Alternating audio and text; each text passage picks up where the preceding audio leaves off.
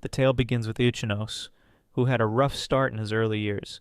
His friend Hanabi bullied him for as long as he could remember, turning insults into casual observations that he somehow just accepted. Even landing in a medical facility from stress didn't make her ease up. She sat by his bedside, calling him worthless and a failure of a significant other, yet she still refused to break up with him.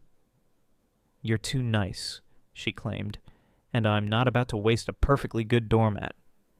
That's when Ichinose snapped. He told her they should end the relationship. Hanabi was floored. Her mind briefly shut down. It wasn't always this bad, or maybe it was, and Ichinose was just slow to catch on. In the past, he had been playing in the sand and minding his own business when Hanabi wandered over and asked if he was making an elephant. He replied that he was, and then she just stared at him. No expression, just staring. It was unsettling. Everyone thought she was super nice, so she kept playing with him, and he began to wonder if he was the weird one. He even apologized, though he wasn't sure why. That pretty much set the tone for the rest of his life. Hanabi would throw insults at him, and he'd just take it. She made him take notes for an NR, forced him to be her significant other, and if he didn't text her back quickly enough, he'd be called inconsiderate, heartless, and probably responsible for global warming too. Then came the high school years, also known as Hannah's tyranny era. One day she texted him, ordering him to meet her and her friends at the station. His stomach was already churning, and he thought about bailing, but he knew how that would end. So like a man with no survival instincts, he grabbed his umbrella and went. She texted again, "Be there in 5 minutes." He pointed out it was raining, which turned out to be a huge mistake. She hit him with the guilt trip of the century, making it sound like he was personally trying to give her pneumonia. Of course, she added the classic, "No one else cares about you, Saratane," for good measure. So off he went, running through the downpour like a protagonist in a tragic love story, except way less cool. When he arrived expecting some grand emergency, he found her eating with her friends indoors. He texted to say he'd arrived, but she just told him he took too long and had to wait outside in the rain. And wait he did. For an hour. Turns out he wasn't just standing there like an idiot. He was a part of a bet. Hanabi and her friends had been gambling on whether or not he'd actually wait that long. Spoiler. He did. When she finally came out, she laughed at how waterlogged he was, comparing his hair to a wet mop, as if it were all just a fun joke. In front of everyone, she casually declared that he'd do anything she said. For the first time, he felt his stomach drop. He realized he should have left ages ago, maybe even years ago. When he finally told her they were done, she short-circuited again. Fast forward to the medical facility, and there she was, still in shock. She climbed onto his bed, acting like he had no right to end the relationship. "Breaking up with me! That's not how this works!" she exclaimed, going full dramatic mode, claiming no one else would ever date a loser like him. Maybe she was right, but for the first time in his life, Ichinose truly didn't care. Whether he ended up alone forever or not, one thing was certain. He was finally unshackled. Hanabi was pushed out of his clinic room as Ichinose asked her if she was happy now that she was rid of her ineffectual significant other. He shut the door behind her. Hannah pounded on the door, demanding an apology. A nurse came over and told her to quiet down because it was a medical facility. Hanabi apologized, saying they had a fight and it was her fault for losing her temper when Ichinose got sick. She said she was leaving now and vowed an apology for causing a scene. As she walked away, she thought about how socialites with good looks are always in high demand. She texted Ichinose, saying she was getting irritated and that he should apologize to her. She tried to manipulate him again, saying he had no other friends. She even scolded him for reading her messages. But this time he blocked her, realizing she twisted everything to make herself a victim. Back in his clinic bed, Ichinose remembered how Hanabi used to bully him about his looks when they were kids. She'd asked if he had ever looked in a mirror, saying that if she had a face like his, she'd never show it to anyone because people would make fun of her. She suggested he grow his hair out to cover his face. Ichinose lay in bed, thinking about how all of Hannah's words had crushed his self-esteem. Because of her, he had never understood his own worth. But now he decided to cut his hair after leaving the medical facility. That night, he fell asleep, finally liberated. After 13 years, his toxic relationship with Hanabi was officially over. When he returned to school, the reaction was instant. The girls went crazy. Ichinose looks amazing, and no one even recognizes him at first. They think he's a new student. Girls gush over his silky hair and sharp eyes, calling him their type. Overwhelmed by all the attention, Ichinose doesn't know how to react. His friend Haruta laughs and tells him people are talking about him. It's the first time in his life that someone has ever told him he looks good. Haruta points out that Ichino's used to have bangs that covered his face, and now that it's visible, he looks like a completely different person. They tell him he looks much better without the bangs, and that they never imagined their class had such a handsome guy. Haruta asks why he decided to change his look now. Ichinose jokes that he just felt like switching things up. Haruta compliments him, saying he looks much better this way, and Ichinose thanks him, feeling genuinely happy. Then he notices 3 girls crying while looking at him, which confuses him. Haruta laughs and tells him there's still a lot he needs to learn. Ichinose apologizes for making the class atmosphere weird by shutting himself off for so long. He expresses that he wants to talk more with people and hopes to get along with everyone. The class is happy to hear this, and they're excited that the serious guy with bangs turns out to be attractive after all. Later at lunch, they all sit together. Haruta admits that he never imagined Ichinose could hold a normal conversation, saying that if they had known, they would have hung out with him sooner. Ichinose apologizes again for being so withdrawn, and says he's happy to be talking with them now. Haruta tells him he's kind and good-looking. Ichinose just smiles, saying his personality and appearance are nothing special. But that smile drives the girls crazy. Haruta laughs, calling his looks a natural treasure, and warns him not to smile too much or he'll cause chaos. Ichinose finds it funny and laughs, making the girls swoon even more. Suddenly an angry Hanabi shows up. Ichinose recognizes that she's really mad. He doesn't care whether it's because he ignored her or because they broke up. It's no longer his problem. He tries to walk away, but she blocks him. He remembers how Hanabi used to smugly say that since she was the prettiest girl in school, it would be a scandal if people found out they were dating. She thought she was way out of his league and didn't want anyone questioning her taste, so she made him promise not to tell anyone. Haruta asks Ichinose if he knows her, and he just says he's never seen her before, then walks away. Hanabi storms off, furious at being completely rejected.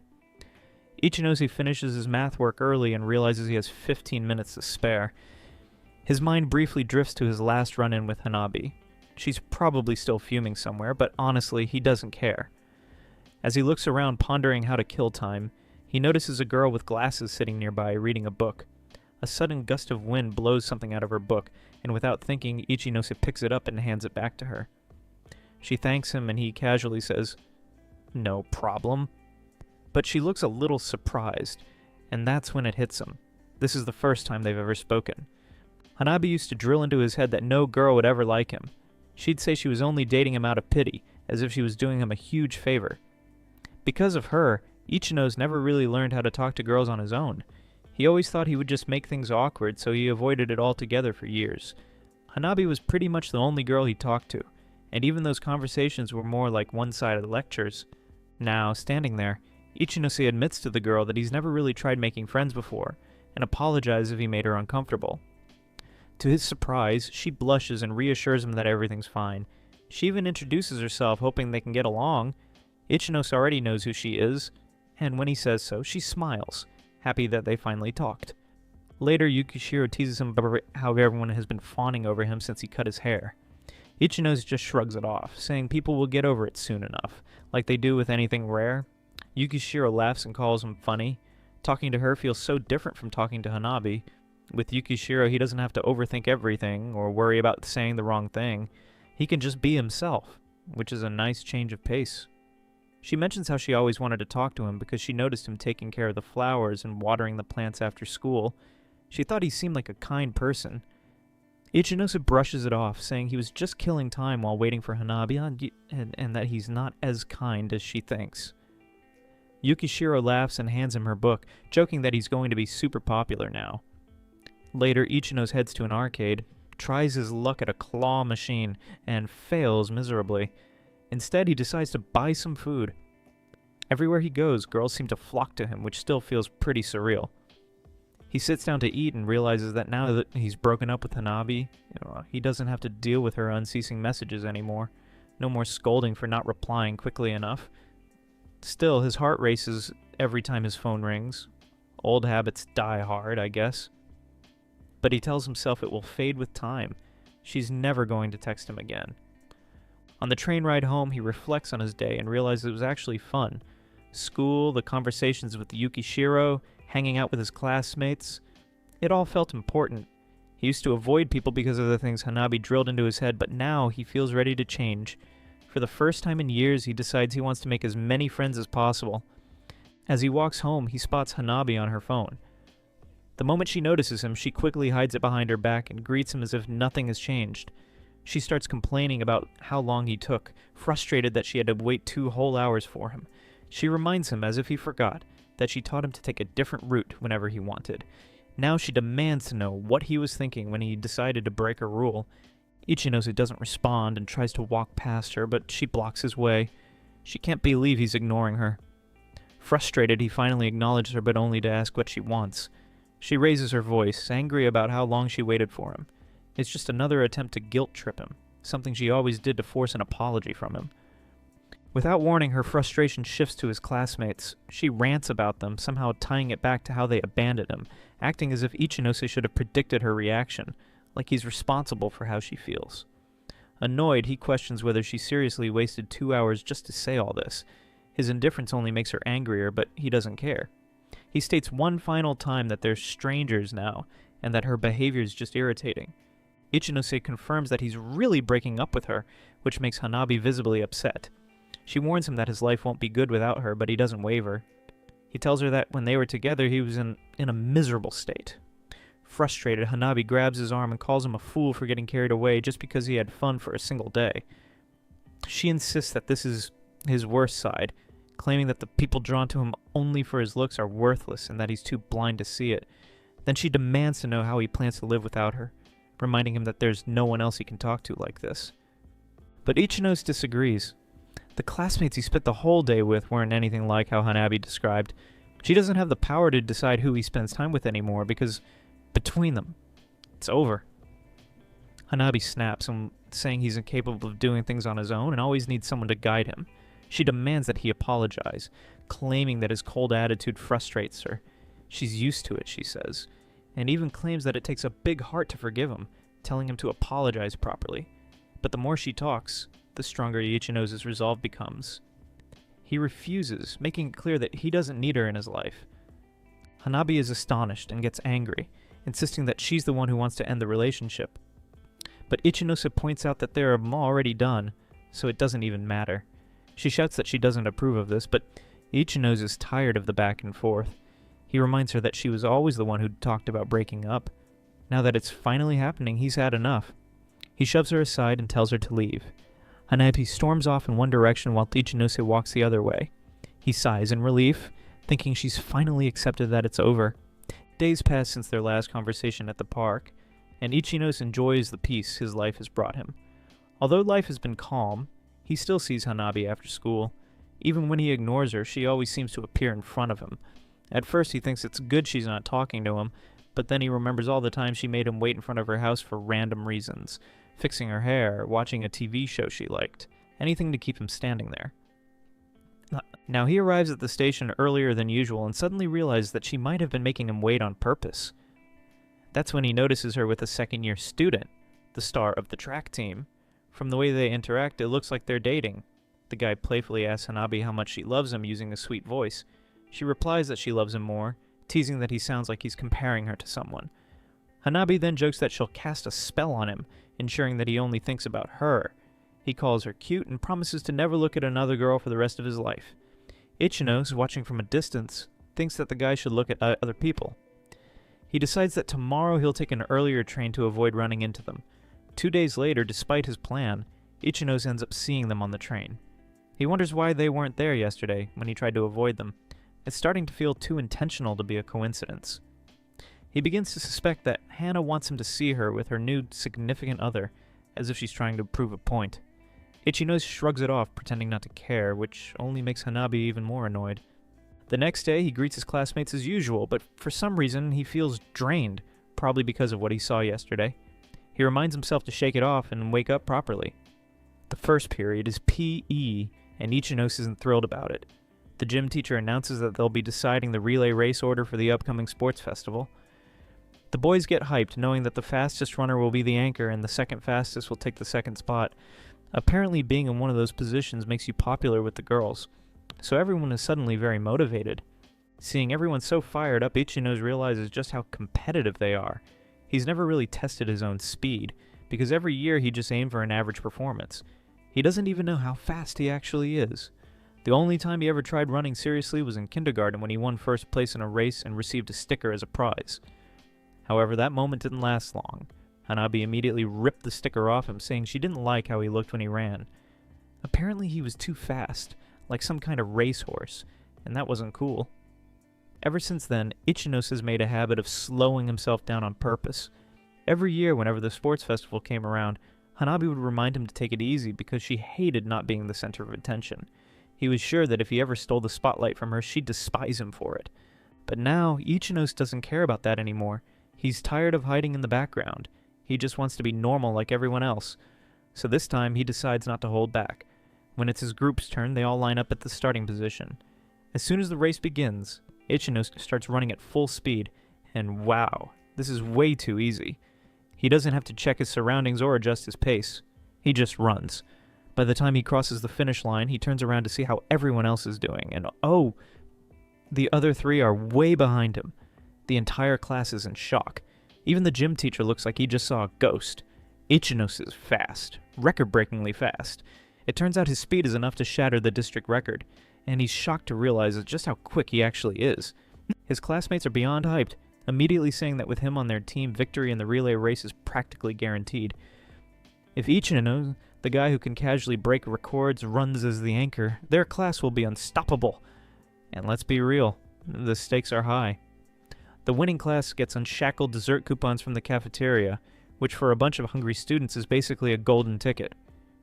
Everyone is ready to taste sweet victory, literally, but Ichinos is still in disbelief and tries to downplay it, thinking maybe his run was just a fluke. He's not even in a sports club, so it's not like he has trained for this. He apologizes, saying he might not be the best choice for anchor, which immediately sends his classmates into a panic. Some of them actually grab onto his legs, as if he's about to board a spaceship and never return. Seeing how desperate they are, Ichinos figures there's no point in refusing anymore. He agrees to be the anchor, but with a disclaimer, he can't guarantee a win. If they're fine with that, he'll do his best. The class erupts in cheers. They're way too excited about this. For the first time, Ichinos feels important. People genuinely want him on their team, and that feeling is kinda nice. They even joke that he's such a good guy that everyone is falling for him, and the girls can't stop gushing about how ridiculously cool he is. Fast runner, check. Decent guy, check. Good looking, double check. It's like he just stepped out of some sports anime, and they're all swooning over him. It's hilarious because just a few days ago he was basically a loner. Now he's surrounded by people, and Ichinos can't help but notice how much better his life has gotten since breaking up with Hanabi. It's almost comical how things turned around. Later, Yukishiro nudges him, pointing out how he's basically the center of attention again. She even asks if he's ever thought about becoming an athlete. Ichinos just shrugs, saying he never really saw a point to his speed outside a gym class. He tells her not to worry. Everyone will get bored of him soon enough. Yukishiro is caught off guard by how chill he is about it. She insists he's practically the school's hero right now and even asks for running tips. Ichinos has no clue how to teach someone to be naturally fast, but before he can respond, Yukishiro suddenly states she wants to skip the sports festival altogether, leaving him shocked. He wishes he could help, but before he can say anything, Huki suddenly appears and asks Ichinose for a minute of his time.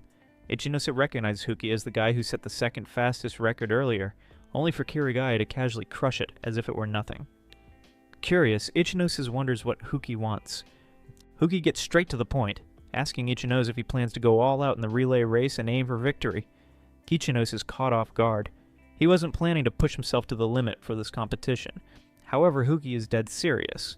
He admits he has been training for months to be the anchor, only for Ichinose to swoop in and take the spot effortlessly. At first, Ichinose thinks Huki wants him to step aside, but it turns out that's not the case. Huki accepts his loss, but insists that Ichinose must take this race seriously because Class B's anchor is Kirigaya. Cue the dramatic music. Ichinose immediately connects the dots. Kirigaya, the star athlete from the track club, the guy with the annoyingly perfect face, and the same guy he saw at the train station with Hanabi. Now it all makes sense. Ichinose asks Huki why he is so determined to beat Kirigaya, and with a bitter laugh, Huki admits that Kirigaya stole his girlfriend. Ichinose is astonished, and even Yukishiro, who has been listening quietly, looks shocked. Huki clarifies that he doesn't hate Kirigaya for it. He blames himself for being too weak to hold on to his relationship. What really ticks him off is how Kirigaya just dropped his ex for a first-year girl as if she meant nothing. That, Huki says, is something he can't forgive. Ichinosis finally understands. Huki ran into Kirigaya earlier that day and told him they were finalizing the relay team lineup. Kirigaya smirked and said he would be his team's anchor, adding with his usual cocky grin that just like he beat Huki in love, he would beat him in this race too. Huki is fuming and desperate for revenge. Ichinosis realized that if Kirigaya is as fast as everyone says, he needs to take this seriously. He considers for a moment and thinks that since it's so personal, maybe he should be the anchor. Seeing him agree makes Huki wildly excited, but Ichinosis reminds him that it only works if they actually win. Huki nods but then drops a bombshell. Kirigaya holds the current and district record. Ichinosis begins to doubt if he can pull this off, but Huki insists that he has the potential to beat Kirigaya with the right training. Ichinosis wonders if simply improving his own speed will be enough, considering it's a relay race that depends on the whole team. Huki confirms he has already compared their class times to Class B's. While performance can vary, it will ultimately come down to the battle between the anchors. Huki begs Ichinosis to train with him for the next 2 weeks. Seeing how serious he is, Ichinosis agrees, but on one condition. If Huki wants his help, he has to return the favor. Huki immediately asks what he wants, and Ichinosis smirks, saying he wants Huki to teach Yukishiro how to run. Yukishiro is completely caught off guard, but Huki nods. It's a deal. They agree to start training the next day, and just like that, Ichinosis has officially passed the responsibility of teaching Yukishiro onto Huki. The three of them are now on a mission to crush Kirigaya in the relay race. The next morning, Ichinosis meets up with Huki and Yukishiro for their first training session. It's the first time he's really hung out with classmates like this. Normally, Hanabi would be watching his every move, but now he feels liberated. As they warm up, Hanabi watches from a distance. Just as the group is about to begin, Huki, fired up, declares that they will take down Class B and put Kirigaya in his place. They decide to help Yukishiro win because Kirigaya, who is currently Hanabi's partner, stole Huki's girlfriend. Clearly still salty about it, Huki warns them that they need to be careful and tells everyone to warm up properly. During the warm-up, Ichinosis trips and falls. Yukishiro asks if he laughed at her, and he replies that she looked cute, which makes her blush. She then asks if he's a natural flirt, which completely confuses him. Meanwhile, Huki dramatically starts crying about how they dare flirt in front of someone whose love life has been completely destroyed. Ichinosis, trying to be helpful, drags Huki away while Yukishiro times her own run with a stopwatch. After finishing, she's completely out of breath. And Ichinosis thinks her training is going well, since her running times are improving. Still, he doesn't expect big results right away since they just started training.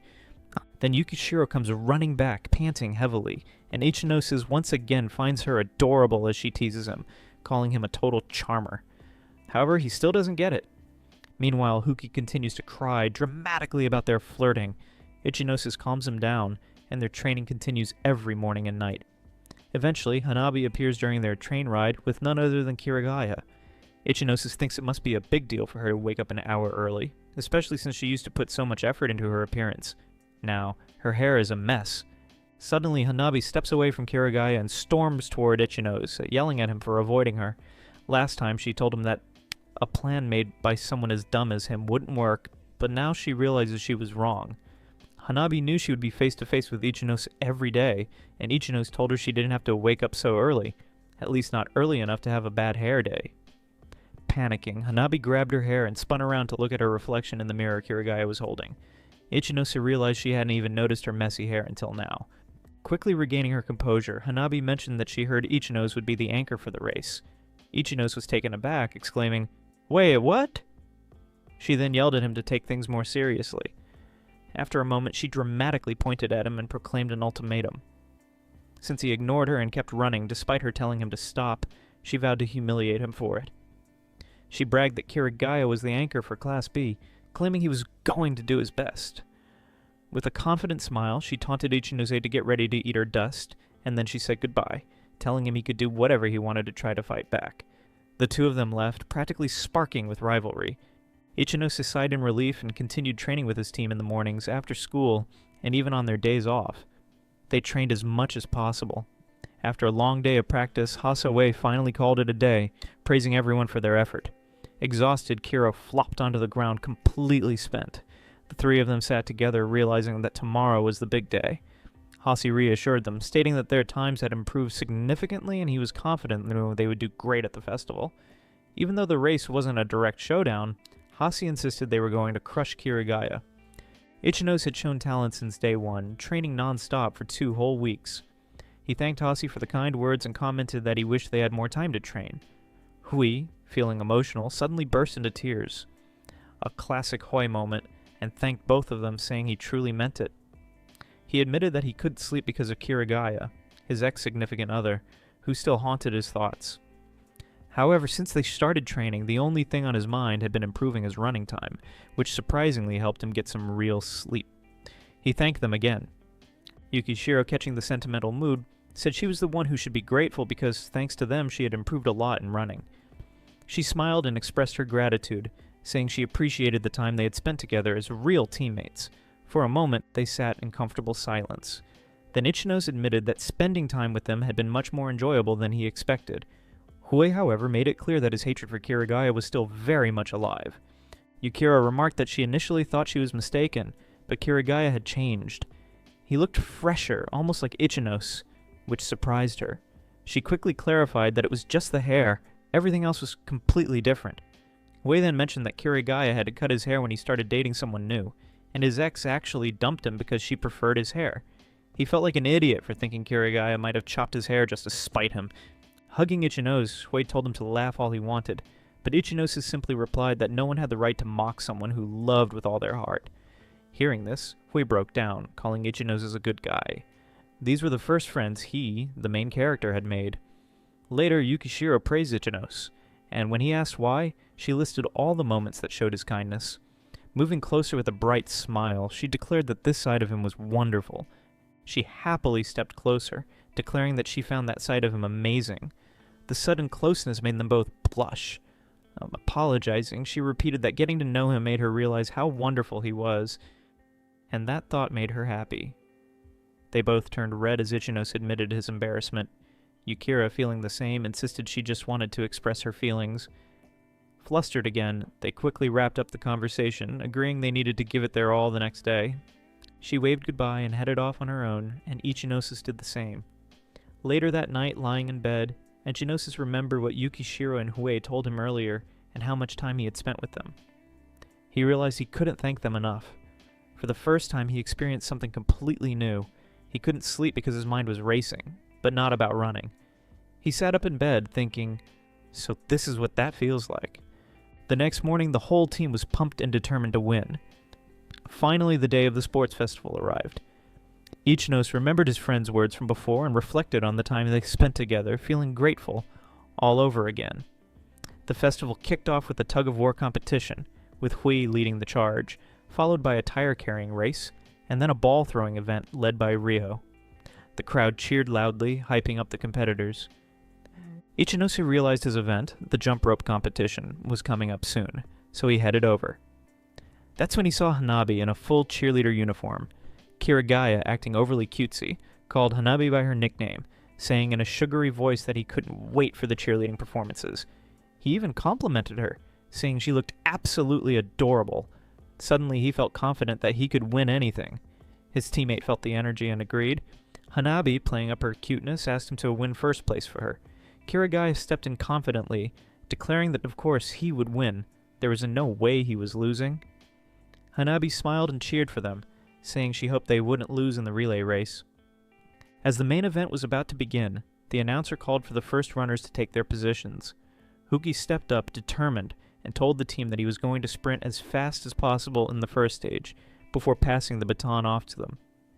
Yukishiro gave some last-minute encouragement to Hasi and Ichinose, telling them to give it their all. The race began, and Huki took off running as if his life depended on it. Yukishiro cheered loudly as each runner gave their best effort, passing the baton down the line. As it was almost Ichinose's turn, she started to panic.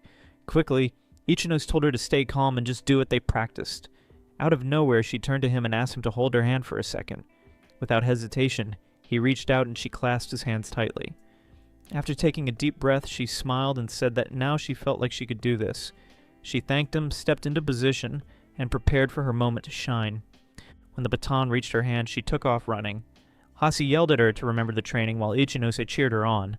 She pushed herself to the limit, running as fast as she could while keeping a steady pace. The other runners were starting to fall behind. She passed the baton to the next teammate and stumbled toward Ichinose, still out of breath. Ichinose smiled and told her, "You killed it out there!" "That was amazing!" Yukishiro, still catching her breath, said she heard him cheering for her even from far away. She thought it was incredible that he was shouting so loudly just to support her. It felt like some kind of miracle. With a determined grin, she proclaimed that she would be cheering for him with everything she had. Ichinose glanced at Huki, who had started the race strong, at his teammates who passed the baton down the line, and at Yukishiro, who gave it her all. He suddenly felt the weight of his position as the anchor.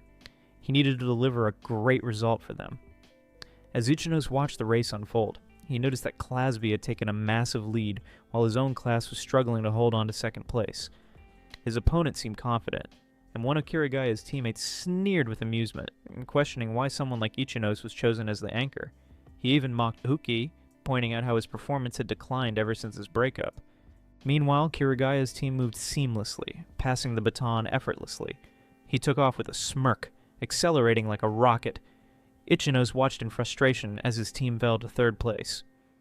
By the time the second-place team's anchor started running, Kirigaya was already halfway through the track.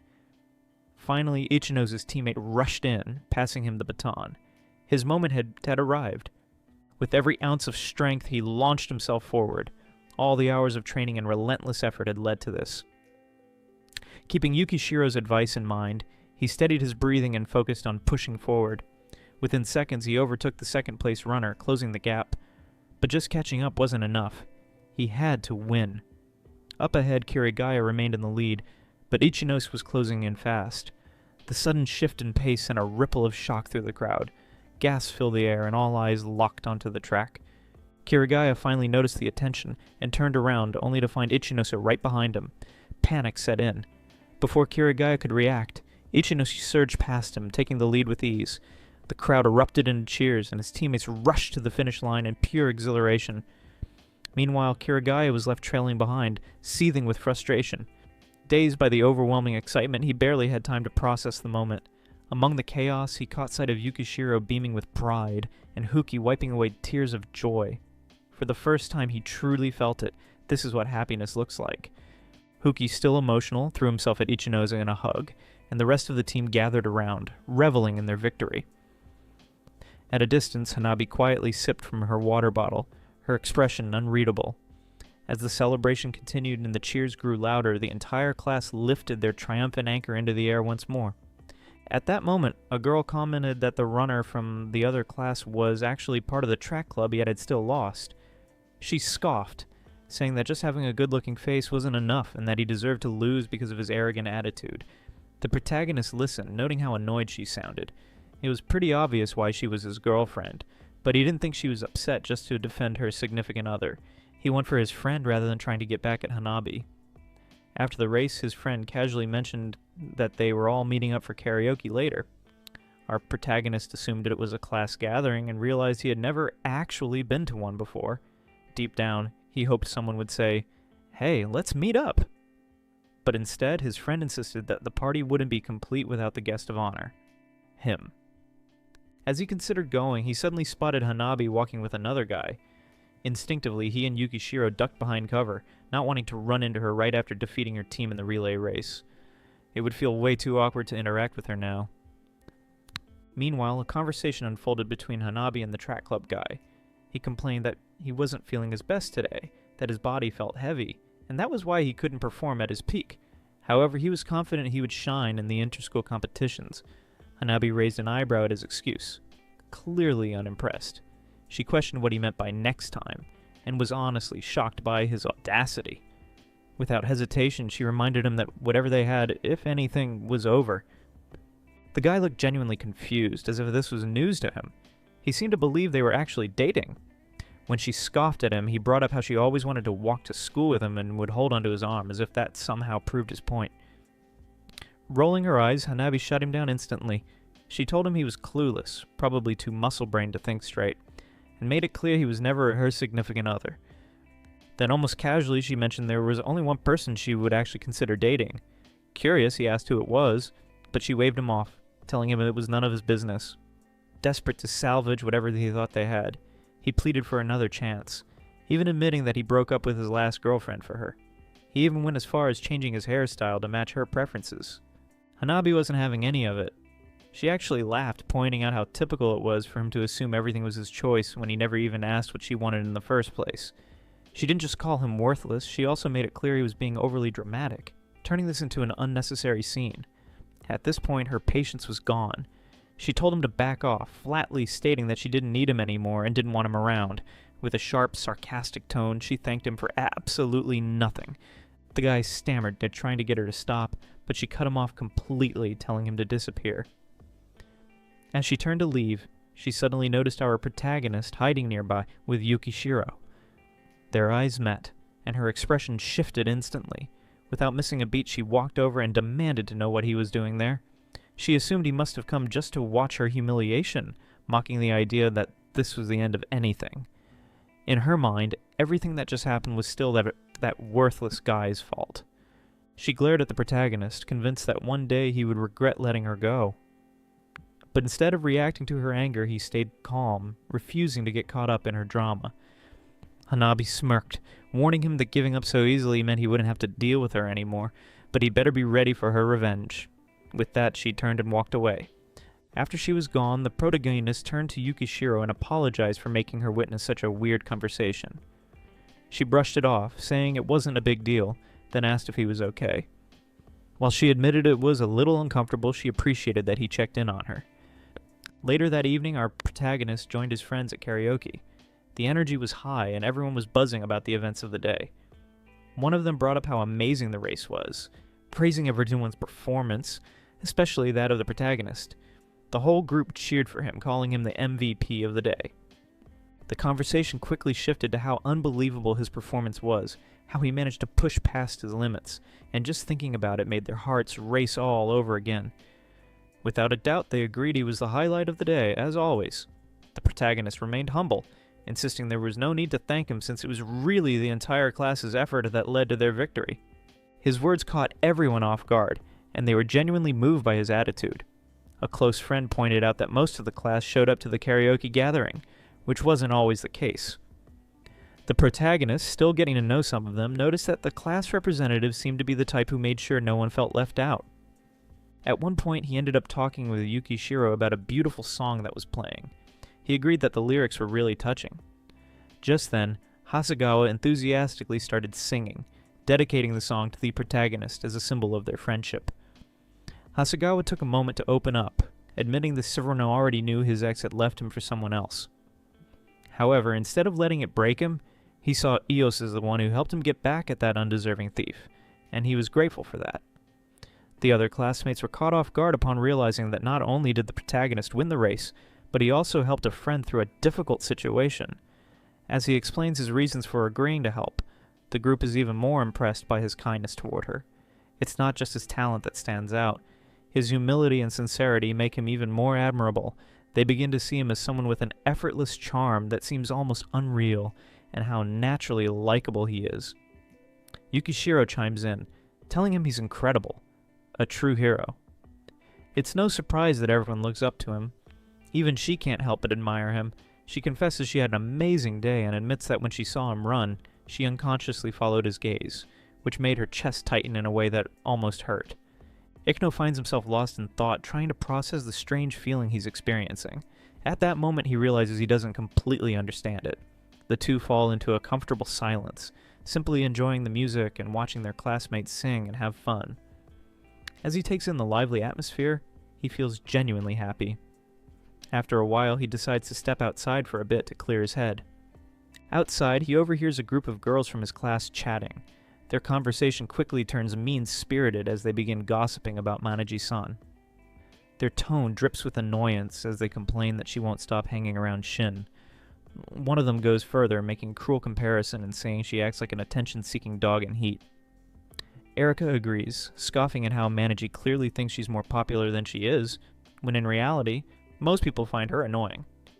Ikno listens, his expression hardening as he realizes they're talking about someone from their own class. It then clicks in his mind. He remembers how Yukishiro had started talking to him, but he assumes she's not actually trying to get closer to him. Meanwhile, the group of girls continues bad-mouthing Manaji, calling them all pigs, yet they seem fine with Yukishiro being adored. One of them even says that only 2D fictional men are acceptable, and that real guys need to try harder. Although Echino isn't particularly close to Yukishiro, it still bothers him that they're talking behind her back. Back in the karaoke room, he finds Minaguchi-san singing while the rest of the group wraps up their night. Someone comments that it was fun to have the whole class together for the first time and suggests doing it again. The guys then decide that the next gathering should be just for them, and Echino agrees. As he steps outside, he feels a strange sensation, almost as if he saw a shadow moving. He brushes it off, thinking that it's just his imagination or maybe a stray cat. The girl with glasses asks if she can walk with him part of the way home. Without hesitation, he agrees, saying he wants to make sure she gets home safely since it's already late, and he doesn't want to leave a girl walking alone at night. She playfully questions why he always says such sweet things so effortlessly, joking that her heart can't handle it. Her face turns slightly red as their classmates wave goodbye off to the side. Meanwhile, Hanabi watches the scene unfold, thinking to herself that Senpai belongs to her. She doesn't want anyone else to discover his charm. If he keeps acting this way, he's bound to become the target of every girl around. Hanabi smirks to herself, deciding that she needs to take something back from all these guys. Her sinister laugh suggests that she's already planning something to put an end to his fun. The next day at school, everything seems normal at first. Students greet each other and chat as usual. But suddenly, an unsettling silence takes over the room. Their teacher steps forward with a serious expression, announcing that the class has received a letter accusing them of bullying. She looks disappointed as she explains that a student has been struggling so much that they no longer want to come to school. Ikno realizes that the only person he really talks to is Yukishiro, who sits next to him along with the more popular guys in class. He barely interacts with most of his classmates, and he doesn't know much about the girl in question. Then he notices an empty seat. It must belong to Erika, who had been complaining in the hallway. He recalls how harsh her words were that night. Given what she's been through, maybe her reaction makes more sense. At the time, it was hard to see things from her perspective. The teacher asks the guilty party to come forward, but no one speaks up. Ikno assumes no one wants to admit it. The whole situation feels like a mystery scene, and their teacher seems fresh out of training, perhaps even a little unsure of how to handle this. Silence lingers in the classroom. No one wants to be the first to move. The teacher continues explaining that in some schools, bad teachers just label someone as a bully and call it a day.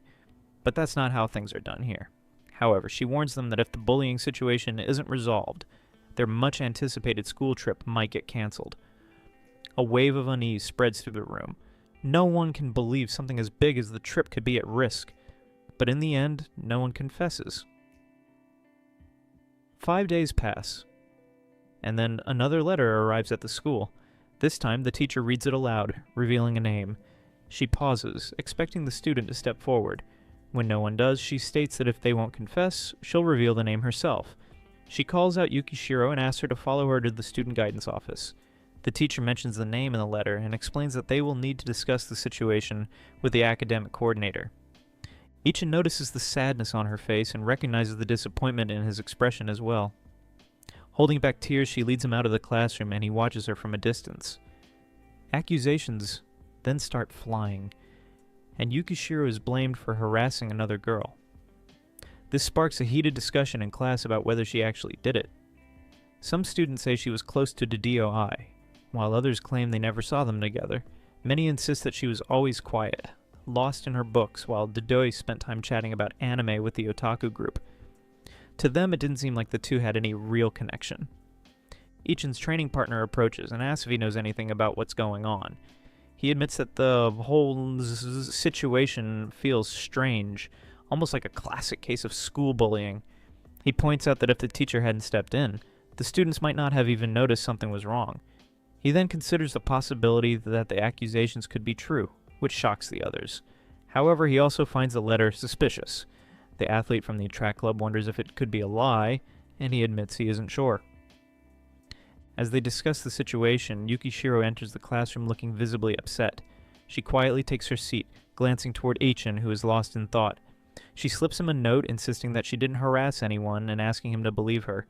Their eyes meet, and he reassures her, letting her know that he trusts her. Tears well up in Yukishiro's eyes, and seeing how heartbroken she is, he resolves to get to the bottom of this. Later, the three of them gather to talk, realizing that the situation is only getting more complicated. During their last class of the day, the teacher informs everyone that Yukishiro has denied all the accusations against her, claiming she did nothing wrong. Despite this, the classroom remains tense. The teacher then reminds them that a letter was sent to the school specifically accusing Yukishiro of harassment. The students are instructed to write down their thoughts on a piece of paper, and are warned that if the issue isn't resolved, the school trip will be cancelled. As everyone processes this, the teacher instructs them to work together to find a solution. Ichinos realize that things are spiraling out of control. Unfortunately, they can't rely on the teacher to fix this. If they want answers, they'll have to figure it out themselves. Hasi mutters that the teachers are worthless and only seem good at throwing accusations around. Yukishiro apologizes to the two of them, but Ichin reassures her that none of this is her fault. He adds that if they go over all the information carefully, they might be able to solve this. He knows it's a tough situation for her, but that's exactly why they need to stick together. Yukishiro thanks him, and he wishes he could do more to ease her worries. As they consider their next moves, Ichinos inquires what the teacher mentioned about the letter and whether Yukishiro has any clue who delivered it. She discloses that it was Diodoji who reported her, and that the second letter was personally handed over during a school visit. She believes the situation intensified because the supposed victim herself brought up Yukishiro's name. Apparently, the girl stated that if it had been anyone else, it wouldn't have been as challenging to manage. The protagonist begins connecting the pieces. For some unexplained reason, Diodoji is certain that Yukishiro harassed her due to something she did. Regardless, he determines that they need to speak to the victim directly. If they want to reach the truth, visiting Diodoji is their only option. Ichinos proposes checking Diodoji's residence. He observes that her address should be on the class roster. He recalls how she maintained she never harassed anyone, but uncertainty lingers in his thoughts. It's conceivable she unintentionally wounded someone without being aware of it, since he has never conversed with her. The likelihood of her targeting him seems minimal, but to discover the truth, they need to speak with her face to face. They arrive at Diodoji's residence, but she immediately shouts at them to leave. Fury fills her voice as she accuses the teacher of shielding someone who verbally attacked others daily. She demands a public apology from Ichinos, refusing to pardon him otherwise. The request strikes him as peculiar. She isn't even present to receive an apology. So who is it truly for? And what is she hoping to achieve? A sudden awareness dawns on him. The sensation creeping up his spine is identical to the one he experienced at the karaoke establishment. Without hesitation, he urges Yukishiro to return immediately before taking off running. As he sprints, he catches someone's hand. It's Hanabi. She reacts with surprise, questioning his urgency. Suspicion settles in as he wonders if Hanabi is implicated in Diodoji's accusations. Her presence here feels too convenient, and her expression carries a hint of amusement, as if she's enjoying the chaos. She observes him closely, seemingly amused by his desperation. The memory of their past conversation resurfaces in his mind, the one where he had declared he never wanted to see her again. Yet now it feels like she's been waiting for him to chase after her. He remains indifferent to her provocations, staying focused on the situation at hand. His mind pieces together the events. Diodoji's sudden accusations, the suspicious timing, and Hanabi's calculated involvement. The confrontation escalates as he presses her for answers, cornering her against the metal fence. Her flushed face catches his attention, but he dismisses it as unimportant. What matters is the truth behind her actions. His thoughts return to her childhood tendencies. He has always known her ability to deceive those around her, manipulating situations with ease. His suspicions solidify as he considers the possibility that Hanabi had planned everything from the start. She seems pleased with the chaos she has stirred, her demeanor unaffected by the weight of the situation. Her involvement in Diodoji's actions becomes clear. Though she never explicitly ordered anything, she planted the idea, offering the perfect opportunity for manipulation. Diodoji's vulnerability had been an easy target, and Hanabi had simply guided her down a path that led to turmoil. Her interest in his class wasn't random. It was intentional, a calculated effort to shake things up. He realized that the strange unease he had felt at the karaoke establishment had likely been her doing as well. The situation begins to make sense, yet the weight of it lingers. He acknowledged the reality. She thrives in manipulation, and once again, she's managed to pull the strings from the shadows. He considers exposing Hanabi's involvement to the school, but she only laughs.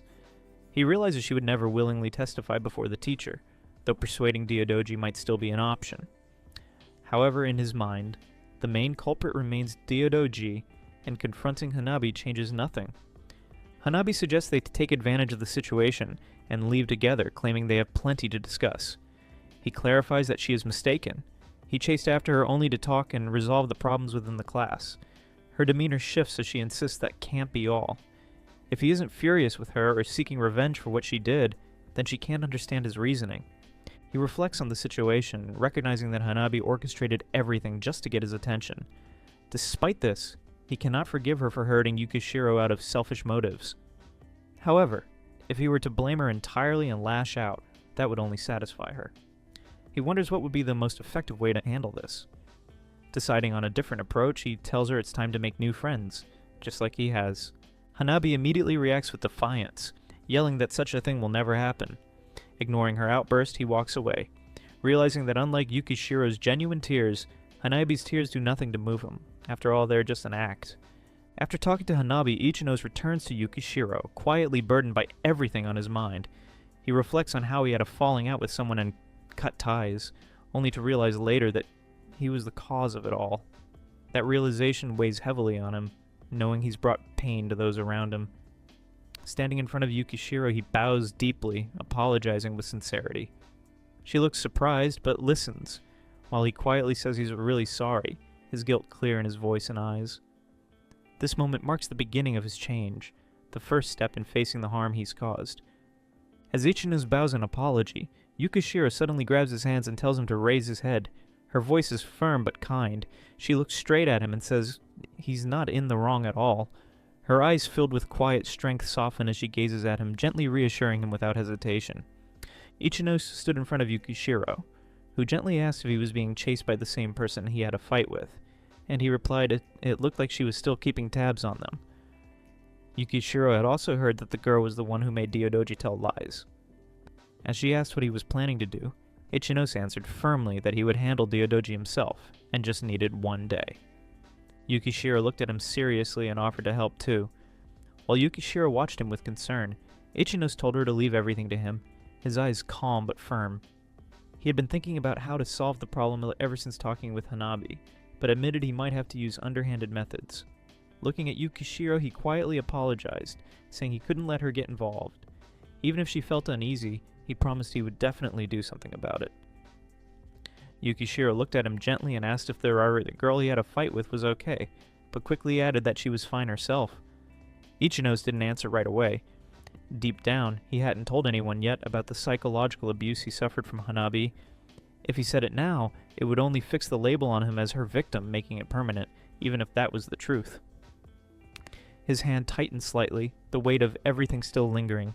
Ichinos looked at Yukishiro, thinking it would be wrong to tell her about his own problems, especially when she's in a worse situation. He believed the kind Yukishiro would still try to comfort him, saying it wasn't his fault, but he didn't want that. He just wanted to avoid it if possible. While Yukishiro stood quietly with a gentle face, holding her hand to her chest, listening without judgment, Ichinos knew Yukishiro had the right to understand why Hanabi would act like that, especially since this trouble started because of her. He promised himself to talk to Yukishiro about everything between him and Hanabi, but only after it was all resolved. As Yukishiro looked at him with gentle curiosity, he quietly strengthened his resolve. The next day after school, he finally prepared to face her. Ichinos stood in the hallway and noticed a girl approaching, calling out, "Agawa-san!" Startled, Agawa Marii flinched and paused mid-step, gripping her school bag tightly. He stepped closer, calm but serious. She stared at him quietly, tense, her eyes fixed on his. Ichinos looked at her and said he'd like to ask about Diodoji, then gently asked if she minded. Agawa Marii said nothing yet, but her expression showed surprise and a hint of suspicion. It was a quiet start, but something was already stirring. Ichinos stopped Agawa in the hallway, his voice calm but firm. She froze, surprised he was talking to her. He asked about Diodoji, saying he saw her with her at karaoke. He wanted to get in touch and hoped Agawa could share Diodoji's social media account. She stared at him tense, saying it was against the rules, but Ichinos didn't back down. He knew that. yet he needed to contact her no matter what. Agawa's eyes narrowed. She didn't answer, but something in her face said this wasn't the end of it. Something was about to start. Ichinose faced her directly, his voice steady as he pointed out that she had been with Diodoji, so she should know the truth, that the bullying against Yukishiro was a lie. Agawa's expression wavered, caught off guard. He promised he wouldn't reveal where he got the information, and asked if she'd be willing to testify. When she hesitated, he stepped closer and lowered his head respectfully, asking for her help. Yukishiro was deeply hurt, so please lend me a hand. Agawa didn't respond right away, but her wide eyes and stiff posture showed the pressure sinking in. The choice was now hers. She looked away and said it was impossible, asking why she should care if Yukishiro was in trouble. Cold and distant, she added. She had no interest in things not involving her. Ichinose stayed quiet. She said it was Erika's problem, not hers. When asked if she was friends with Diodoji, she corrected him. Just seatmates. Maybe there's room to interpret, but she wouldn't cover for her. Her face stayed unreadable, like she'd already moved on. Ichinose asked if she could help since she didn't seem to hate Diodoji. Agawa stayed calm, saying it wasn't for Erika's sake, but for her own reasons, and if she stayed quiet, it meant less trouble. Ichinose could tell she wasn't the type to act like a friend, but maybe, just maybe, she'd accept if the situation fit her. Still, when he asked again, she gave him a flat look, making it clear she wouldn't help just because he asked. That's when Ichinose sighed, knowing he'd have to use the trump card he'd saved for last. Ichinose said he knew she wouldn't help, and so he offered a deal instead. He mentioned she was alone with Diodoji after the festival near the karaoke. Agawa froze, shocked and speechless, asking how he knew. Calm and serious, Ichinose had just played his final card. He walked up calmly, saying he knew she wouldn't help, even if he asked, so he offered to make an exchange instead. Agawa looked surprised, unsure what he meant. He leaned closer, then suddenly brought up the karaoke after the sports festival, asking if she was alone with Diodoji in the hallway near the toilets. Her eyes widened as if caught off guard, her voice shaking slightly. Ichinose calmly said he just happened to be within earshot, watching her freeze in panic, struggling to ask how he knew. She stared wide-eyed as he reminded her about overhearing her and her friend bad-mouthing classmates by name. His voice stayed calm, but his words were sharp, warning what might happen if he told everyone. Her face turned pale, completely stunned. He leaned in slightly, reminding her that the people she insulted were key members of their class, and if she dared to confront them, this school year would turn very difficult for her. She panicked and asked if he had proof, but Ichinose stayed calm and said he didn't need any. Her face turned pale as she realized no one would believe her even if she denied it. He explained that even if the others didn't bully her, they would still avoid her. The nearby girls looked on unsure and everything felt tense. Then Ichinose leaned in slightly and said one quiet line that made her freeze like everything around her had just shifted. Ichinose sat quietly watching as the mood in the classroom shifted. Marie, with her cold and unreadable eyes, asked what was meant by the sudden doubt. The girl next to her insisted Yukishiro had never bullied anyone. Yukishiro even said it herself. Still, Morai pressed on calmly but firmly, questioning the atmosphere of the class. Yukishiro looked down, her expression heavy. The trust that once seemed clear was now tangled in silence and second-guessing. Even the quiet ones were starting to wonder. Marie stood tense, her face pale as she warned that rumors couldn't be stopped once they spread. No one cared where the truth was, only what people believed. Ichinose, calm but serious, said unless someone spoke up with real proof, it would just hurt everyone. Marie clutched her head, clearly shaken, and said she didn't want to get involved, even if Erika had been talking behind people's backs. Then, nervously glancing around, she offered something. Erika's social media account, as long as Ichinose promised not to tell anyone what they were doing. Marie looked down, scared she'd lose her place in class if anyone found out she was bad-mouthing others. People still saw her as the gloomy otaku girl. She begged Ichinose to keep quiet about what he heard at karaoke. Ichinose calmly asked if she was jealous of Minaguchi and the others. Marie didn't answer, but Agawa stepped in, saying she felt the same. Ichinose told him it's not a good idea to gossip about someone. Ichinose smiled and said he had been a loner for years. He thought the popular kids like Ahara and Minaguchi looked like they were always having fun, and it made him admire them. Agawa looked shocked and a little sad, her eyes filled with tears. Her quiet jealousy had grown from watching those happy classmates, and Ichinose understood how she felt. Agawa blushed hard, amazed by how kind and cool Ichinose was. She got too excited and started talking fast, thinking people like him were a miracle. Ichinose was confused, but before he could say anything, she shouted that she changed her mind and would secretly take charge from today, then ran off, leaving him standing there surprised. That night, Ichinose sat on his bed holding his phone, the room quiet as he moved to the second phase of the plan. He knew the girl wouldn't listen because he heard her voice through the intercom, so he decided to contact Diodoji using the account Agawa told him about. From now on, he had to pretend to be Hanabi. No matter how risky it felt, everything depended on this next step. Ichinose coldly planned to make Hanabi listen to him, knowing the real manipulator behind the bullying lies wouldn't make a fuss about it. He realized he just needed to create evidence by impersonating Hanabi well enough that others wouldn't doubt him. Understanding this was the most important part of his plan, his determined expression showed he was ready to take this risky step to expose the truth. Ichinose sat quietly, unsure if Hanabi kept in touch with someone on social media. But after years with her, he felt confident he could impersonate her. He knew Hanabi only used Lean, and never gave her account to anyone but him, realizing she had a second account where she revealed her twisted true feelings. His dark expression showed he was the only one who truly knew her twisted nature, and he was ready to use that knowledge against her. Ichinose realized he could use another app besides Line to impersonate Hanabi.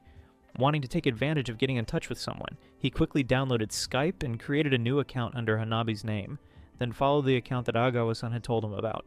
His determined expression showed he was ready to dive deeper into this dangerous deception to uncover the truth. Ichinose sat anxiously with his phone, realizing it hadn't even been 5 minutes since he started his plan. His tense expression showed he was desperately waiting for any response, gripping his device tightly as the silence stretched on, wondering if his risky attempt to impersonate Hanabi would actually work. Ichinose's eyes widened in shock and excitement as he saw Arakachi's message saying good evening, mentioning that Hanabi also uses Skype and should follow, thanking him for today, and saying Yukishiro and others came to her house. His expression showed pure triumph as he realized she took the bait, knowing his plan to impersonate Hanabi had worked perfectly, and he was finally getting the evidence he needed. Ichinose read Arakachi's message saying good evening, Hanabi, mentioning she didn't know she used Skype, and thanking for the following, asking what happened today when Yukishiro and others came to her house. His satisfied expression showed he knew she took the bait, thinking that was easy, and now he just needed to continue pretending to be Hanabi. He was finally getting closer to uncovering the truth behind the bullying conspiracy. Ichinose sat alone staring at his phone with a troubled expression as he discovered something that would change everything. He had found the same username that Hanabi uses on her Line profile, realizing he could use this information to impersonate her without any major issues since she never uses emojis in her messages. Ichinose stared at his phone in shock as someone eagerly demanded to know what was happening. While the mysterious person thanked Flower and Hanewo for the follow-back and revealed they wanted to talk about Yukishiro-senpai and others, mentioning that when Yukishiro-senpai came over, there was someone with her and questioning if she brought a boy with her. The person revealed they ran into each other after being kicked out, saying the person with Yukishiro was Ichinose, a childhood friend who bombarded them with questions, while someone asked if they were near her house. And Ichinose learned that Yukishiro said she didn't bully anyone, and the situation doesn't make sense. The person suggested that maybe Ichinose unintentionally offended her, and that he should apologize, revealing that she decided to apologize in front of everyone tomorrow, which made the girl lying in bed burst into uncontrollable laughter as she couldn't believe it, while Ichinose sat shocked and overwhelmed by this unexpected turn of events. The person mocked the situation, saying that apologizing for something she didn't do shows Yukishiro has a problem, and questioning how they could be bullied by a boring girl who reads books alone all day, declaring that if anyone's the bully, it's Ichinose. Then gleefully stating that even if she apologizes, what she did is unforgivable, and they can't wait to see what happens next, while reminding him what he needs to do next as Ichinose stood there looking tense and conflicted. The scene opens with Hanabi alone, her expression twisted with dark amusement as she plots to send photos of self-inflicted cuts to the school. She smirks, thrilled by her own plan, threatening the committee to cancel the trip just to spite the group she despises. Laughing to herself, she relishes the chaos, calling herself a genius as she traces the marks on her wrist, her specialty. Hanabi lounged with a smirk, casually asking if Ichinose had planned to attend school tomorrow. Wasn't he supposed to keep skipping? Her tone dripped with mocking amusement as she criticized how people selfishly involve others, yet seemed delighted by the chaos. When she suggested watching Yukishiro apologize would be entertaining, His eyes flickered with reluctant interest. A slow grin spread across her face. He agreed. Hanabi leaned in with a conspiratorial grin, instructing Ichinose to dramatically declare, "I won't forgive you," when he arrived. The bigger the scene, the faster things would progress. Her eyes sparkled with mischief as she finalized their plan, confirming his attendance tomorrow while casually mentioning Yukishiro would be apologizing to the teacher too. With a self-satisfied flick of her hair, she dismissed any concerns. "Leave it to me." The morning light filtered through the school windows as Ichinose arrived, his footsteps hesitant but determined. Before he could settle in, a voice cut through the quiet. "Do you have a second?" The question hung in the air, loaded with unspoken tension. Ichinose stood with a knowing smirk as someone questioned whether he had convinced Daidoji to come to school, or more accurately tricked her. His expression carried a mix of satisfaction and quiet calculation, as he confirmed her attendance, suggesting everything would soon be resolved.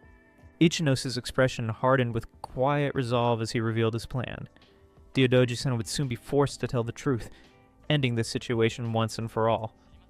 His eyes burned with conviction, unshaken even by his controversial methods. But then his voice darkened, hesitating before dropping the final bombshell. Daidoji had said terrible things about Yukishiro.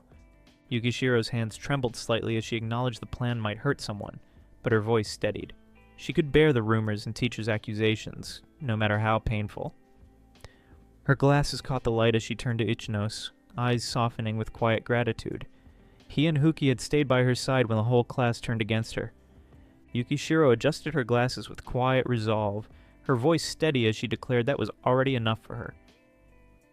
The tension in her frame eased as she met Ichinose's gaze. As long as he didn't hate her, she didn't care what others thought.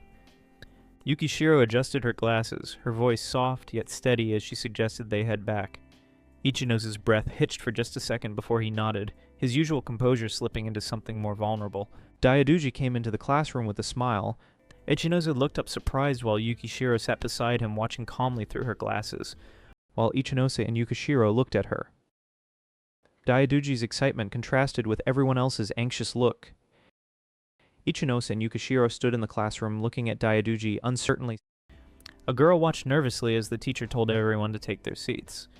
Ichinose sat quietly while Hanabi smiled brightly nearby. Someone's hand reached for papers on the desk as the classroom settled in. The teacher spoke with determination, saying she would like to give Yukishiro time to apologize to Daidoji, asking if she admits to bullying her. Ichinose watched quietly as Yukishiro confronted the situation with her usual caring nature, while tension filled the air around them. Yukishiro looked directly at the teacher with a timid look. The teacher asked her if she wasn't going to apologize, but Ichinose cut her off, saying to wait. Ichinose stood frozen and uncertain as other students watched. The tension was thick as he struggled with his difficult choice. Ichinose calls to Daidoji and tells her that he's giving her one last chance to admit that she's lying about being bullied. Daidoji gets angry and yells that Yukishiro was just about to apologize. Ichinose in his mind thinks that it would have been better if she had just admitted to lying. And no one knows what to believe. He says that she leaves him no choice and tells her that he will show everyone proof that Daidoji is lying. He started handing out papers to the students. The students, with a confused look in their faces, took the paper from Ichinose. The room is filled with tension as everyone starts looking through the paper, as everyone waits to see what evidence will be revealed in this dramatic confrontation. Daidoji's face goes pale as she reads a printout of her own text, mocking Yukishiro for apologizing about something she didn't do, calling her a shadowy girl who reads books all day and suggesting she would be the perfect bullying target, with each message filled with malicious laughter that makes her realize how terrible the situation has become. The whole classroom goes into an uproar as they discuss about the text. Someone asks if this is seriously real, while another classmate asks if the text is from Daidoji's Skype account. They come to the conclusion that the bullying really was a lie. Daidoji gets anxious and starts yelling, "No, you're wrong," like it's going to fix anything at this point. Throughout this chaos, Ichinose stood there waiting for everything to be revealed. The classroom teacher demands to know what these texts mean and tells Daidoji to explain herself immediately. The tension in the classroom increases as Daidoji tries to rat her way out of this by saying that it's a lie, and that there are other people on Skype with the same name as her. Ichinose jumps in and says that he can prove that it genuinely is her. He says that she made it pretty easy to check by putting her full name and picture on her profile. The classroom goes silent, and Daioduji tries to say that those evidences prove nothing, while Ichinosa just stands there like a shad and asks if she's sure about that. Ichinosa then says that she has no proof of being bullied by Yukishiro, but if Ichinosa has more time to investigate her account, he will be able to fully prove it's her account. Daiduji just stands there, looking increasingly uncomfortable and guilty, unable to give him straight responses. Ichinosa addresses his sensei, saying with this evidence, he thinks it's clear that Yukishiro is innocent. He looks serious and determined as he presents his case. The teacher looks at the classroom and sees all the students watching nervously. The teacher tells him that she wasn't really blaming Yukishiro for anything, she was just trying to clear the suspicions. The classroom falls silent as the teacher stands in front of them looking around anxiously, not knowing what to do. She is frozen in place, shocked that her stupidity got revealed. The teacher, feeling bad about her actions, bows in front of everyone in the classroom while trembling, which shocks the students in front of her. She then starts to say sorry to Yukishiro, but changes it to everyone in the classroom. She admits that she was in the wrong, and asks the students to forgive her for her dumb action of believing anything she hears. Everyone in the classroom is tense and a bit confused. Ichinosa looks at Yukishiro, and Yukishiro shakes her head. Ichinosa then turns to the teacher and tells her he needs to confirm something, making the teacher more tense. He asks her if the school trip is happening. When the teacher says of course, the whole class beams with happiness, celebrating. The teacher goes on to say that this time around she will do what's right and let the school administration know they're going on the trip. Ichinosa smiles at Yukishiro with a proud look on his face, her face glowing with excitement as she celebrates with her classmates who cheer around her. A teacher calls Daiodoji to come with them, and Daiodoji nervously says she'll be going now.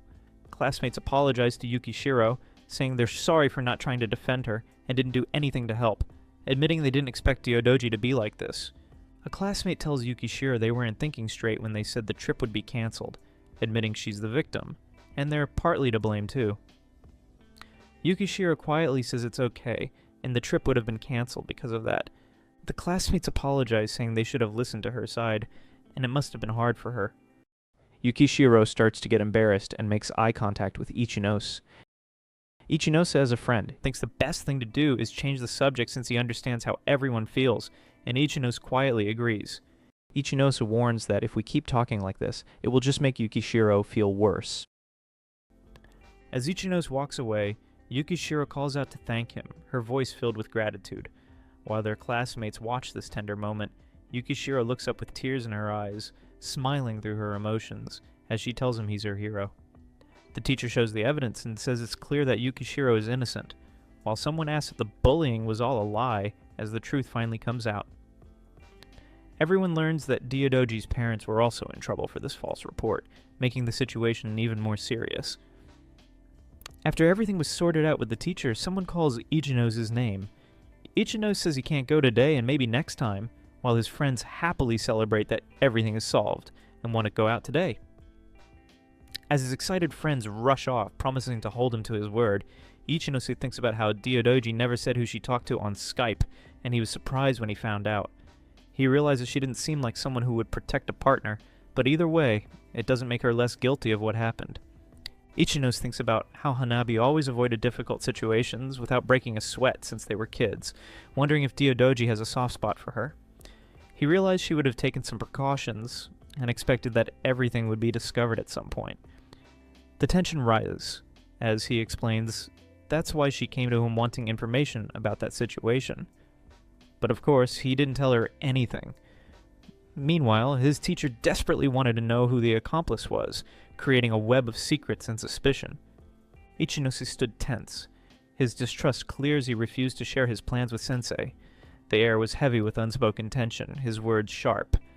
Hanabi was the mastermind behind everything, but revealing the truth would only complicate things. His expression hardened, resigned. Change had to come from her, but he saw no hope in her. The weight of his past with her, the manipulation, the control, lingered in his silence, leaving no room for optimism. The page ended with a quiet but firm resolve. Nothing would change. Ichinosa didn't trust Sensei enough to tell him the truth. Hanabi was the one pulling the strings behind everything, but he knew saying anything would just make things messy. His face was serious, almost tired. She had to change on her own, but deep down he didn't believe she ever would. After everything she'd done, he was sure nothing was going to get better. As Ichinose-kun drew near, a fierce determination blazed in Yukishiro-san's eyes as she declared, "The real victim here is Yukishiro-san." Her gaze, sharp and unwavering, then pierced through the tension as she boldly asked to talk. A soft, knowing smile graced Yukishiro-san's face as she looked toward Ichinose-kun. The evening sky, with its dramatic clouds unfolding behind them, hinting at the beginning of an extraordinary connection. Yukishiro-san sat on a swing, a gentle smile on her face as she thought, "This feels nostalgic." Ichinose watched her from nearby, reaching for a swing chain. Ichinose decided he would tell Yukishiro everything about Hanabi and him. Even though he wanted to bury his past, he knew she needed to know. Yukishiro then looked at him, asking if he remembered a few days ago when he mentioned someone tormenting everyone around him. Yukishiro, with a knowing glance, agreed it's about that person. She wants to talk to him, asking if that's okay. Ichinose, with surprise and concern, responded, "Of course," but he thought she didn't want to talk about it. He then walked closer to her, his expression serious, explaining thanks for caring, but this is something she needs to know. Yukishiro called his name Ichinose, her expression showing deep concern as she listened.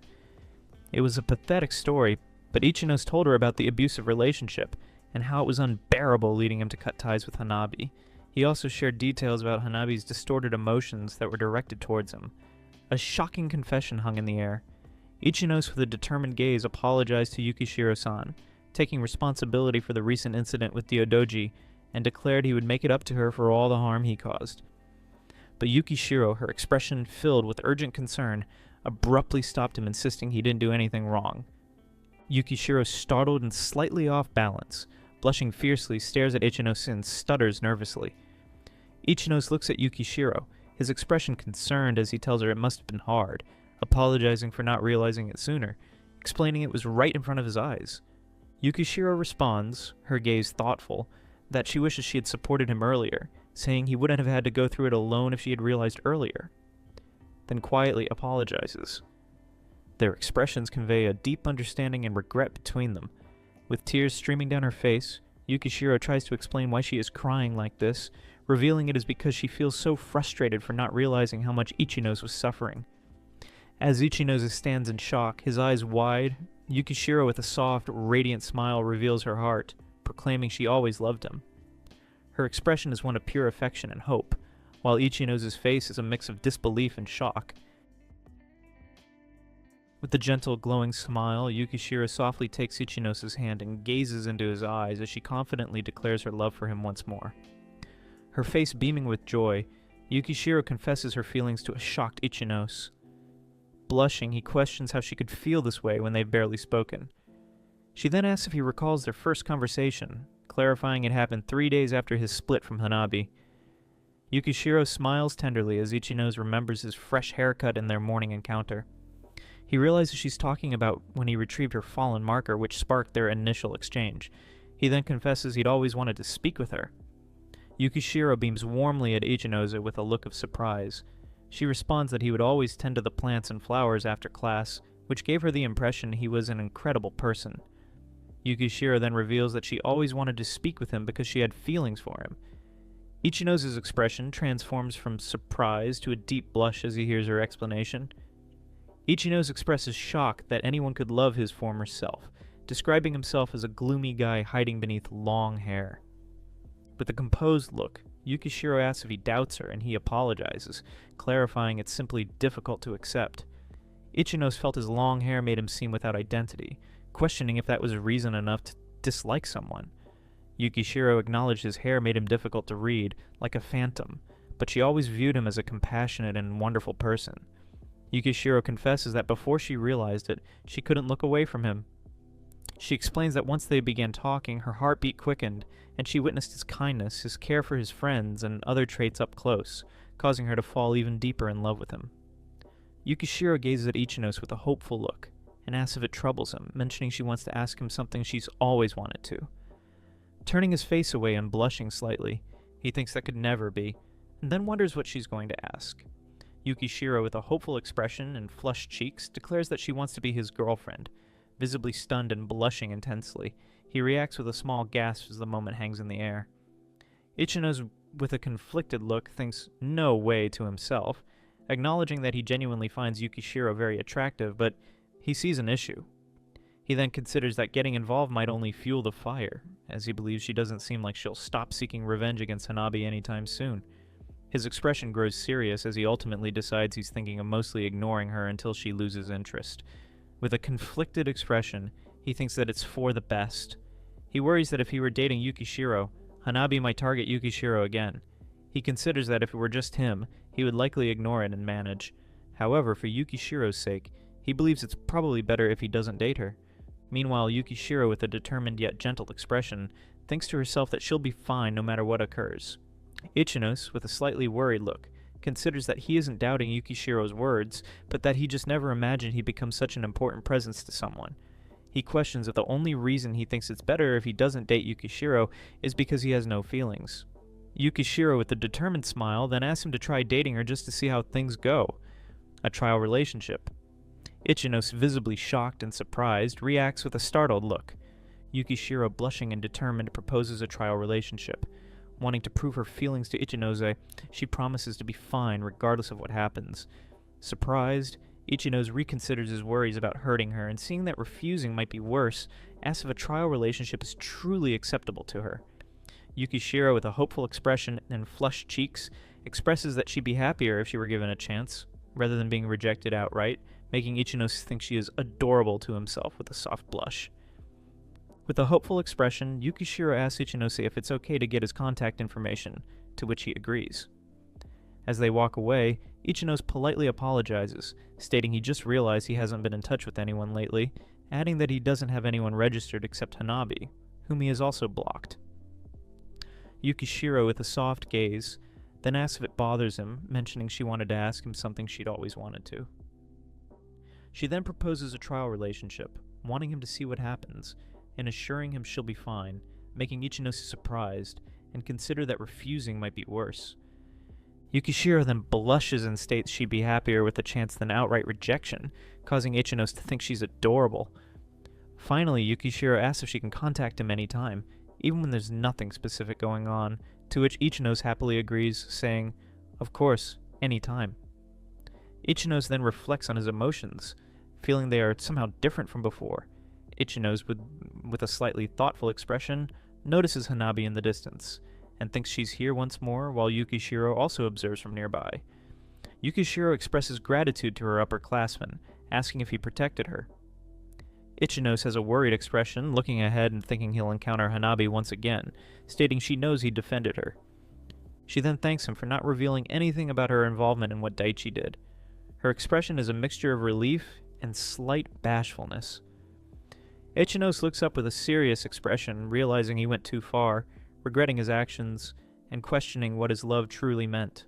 As he walks with Hanabi, she confesses things hadn't gone as planned and expresses her desire to forgive him, revealing she had considered telling Yukishiro about their past, which would have complicated matters further. Then a tearful Hanabi expresses her belief that he loves her, thinking he just wanted to test her feelings when he mentioned breaking up. Ichinos wonders what she means. Then she states she'll forgive him, admitting she was out of her depth and ended up picking a fight, adding she likes him and asks for a break. Ichinos realizes he cannot ignore this situation, understanding he needs to repeatedly make her understand. Then blushing, she suggests a makeup kiss, admitting she didn't stand up for him. Ichinos looks at her and she intently tells him she hates his guts, explaining she chose not to get involved in his mess and kept quiet. Suddenly glaring, his expression shocked. She tried to grasp his arm, questioning what he was doing. Her hand then forcefully connected with his face, leaving him stunned.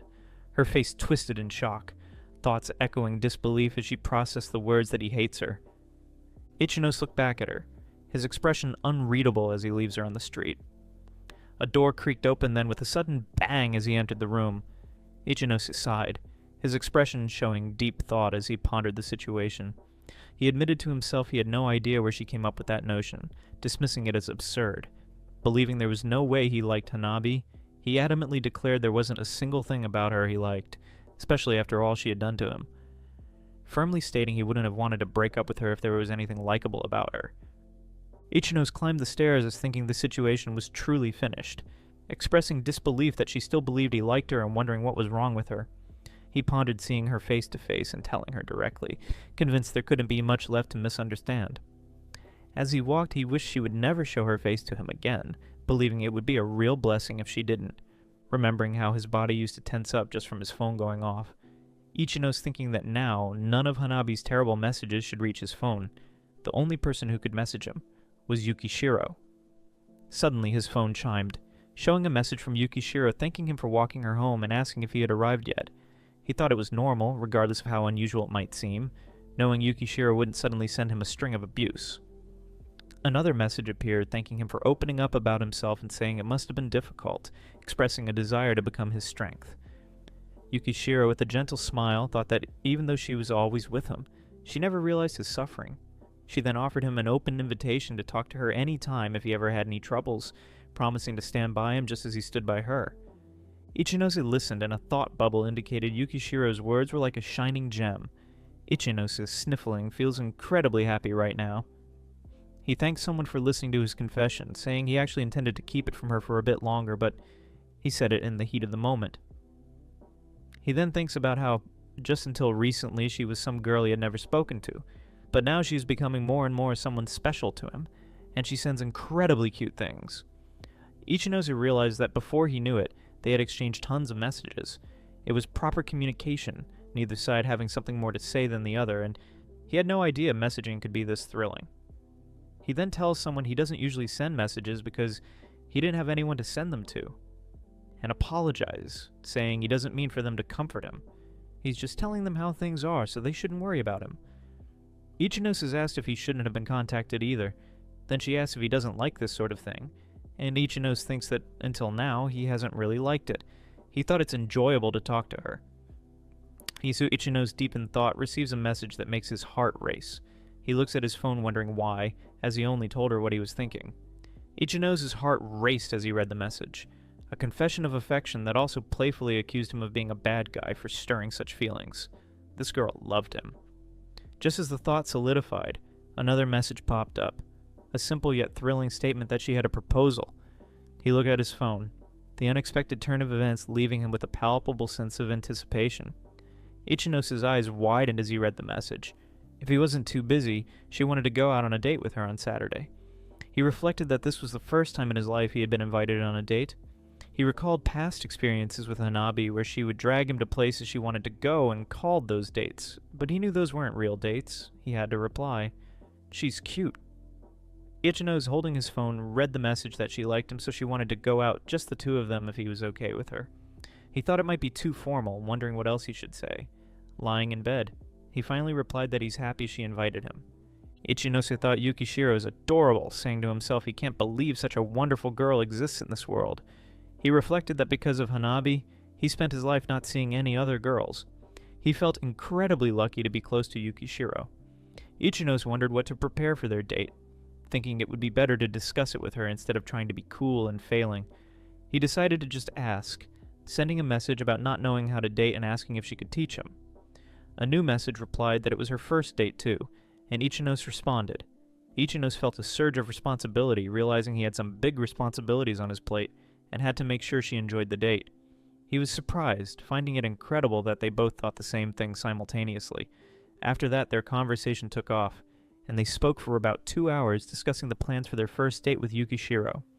Yukishiro held a piece of clothing, her eyes shimmering with excitement as she thought, she can't wait for the date. It was Saturday, and he woke up at the same time he normally would on a weekday, finding it was still 9 a.m. Munching on his meal, he thought they were meeting at 11. He still had plenty of time. He considered the weather was nice. He guessed he would head out early. If he walked all the way to the station, he should arrive right on time. As he prepared to leave, a sudden bang made him shiver. He heard a clang and clatter, then realized that it had happened again for the third time. He wondered if he was imagining things, questioning what it was. He remembered how he had pushed her away as forcefully as he could. He supposed if she ever approached him again, it would make her nothing but a stalker. He stepped out, commenting to himself that there was no way it was her. He chuckled nervously, thinking no one was around, but it felt like he was being watched. He arrived at the meeting spot, looking around and thinking he was here 30 minutes early. Then his eyes widened and he let out a surprise sound as he saw her sitting calmly and scrolling on her phone as if already waiting. Her hand twitched, perhaps in anticipation. He took a deep breath, panting a little from his walk, and called out, "Yukishiro." She looked up startled, then smiled. He admitted he was actually a bit nervous and ended up getting here super early. He then said to Yukishiro that he had mentioned it before, but she was incredibly cute. Her face flushed with a deep blush. She asked Ichinozu to stop being such a flirt. He wondered. He just told her how he felt. Why was she upset? If one looked a little closer, it appeared she was just blushing. He then thought about how, in just a month, a closer bond with Yukishiro had formed, even though much was still unknown about her. Being together today, he hoped to learn more about her. A moment passed, then he spoke. Shall they get going with their date? With a gesture of his hand, he extended it towards her, her expression showing a hint of thoughtfulness. She looked surprised and wobbled. He wondered why she was so nervous and why she took his hand. With a surprised exclamation, she held his hand. Shock coursed through her. Had a terrible mistake been made? Intense embarrassment nearly consumed her. A blush crept across his face as he stared. An apology was offered, swiftly followed by reassurance to not worry about it. He offered to hold her bag, thinking it was normal on a date. He remembered how other guys did it and how Hanabi always made him carry her stuff. But when Yukishiro looked confused, he realized he was wrong and called himself an idiot. She stayed calm and told him not to worry. She apologized for jumping to conclusions. He lowered his head, said sorry, and promised to be more careful next time. She teased him, saying his hand looked like he wanted to hold hers. He got shy and laughed. She smiled, saying, "Many guys do that." He apologized, then offered to carry her bag. She pouted a little and told him not to worry. Things felt softer between them. She looked down, blushing, and said she didn't want him to carry her bag. She just wanted him to hold her hand. He froze, surprised, scratching his head while answering with a quiet, "Yeah." She smiled shyly and said, "Okay." Slowly, she reached out her hand toward him, and as their fingers touched, her hands shook a little. Ichino stared at her blushing face as his heart raced. Thinking Yukishiro asked him out on a date, and the least he could do was make her happy. He looked at her hand reaching toward his chest tightening. She gently asked, "Shall we?" And before he could respond, she stumbled into him, falling softly against his chest as his eyes widened. Ichinos asked if they should go, blushing. Yukishiro covered her mouth, trying not to cry, and said she was really happy. He looked at her, thinking she looked adorable. She blushed more and hid her face. He smiled and softly said, "Yeah." As they held hands, Ichinos asked if they should go, blushing. Yukishiro covered her mouth, trying not to cry, and said she was really happy. He looked at her, thinking she looked adorable. She blushed more and hid her face. He smiled and softly said, "Yeah." As they held hands, Yukishiro cheered, saying she got to hold Ichinos' hand. She smiled wide and looked so happy it made his heart skip. He blushed, staring at her bright face, thinking she was adorable when she's happy. Yukishiro looked up, asking if he was really okay with a library date. He nodded with a soft smile and said, "Yeah."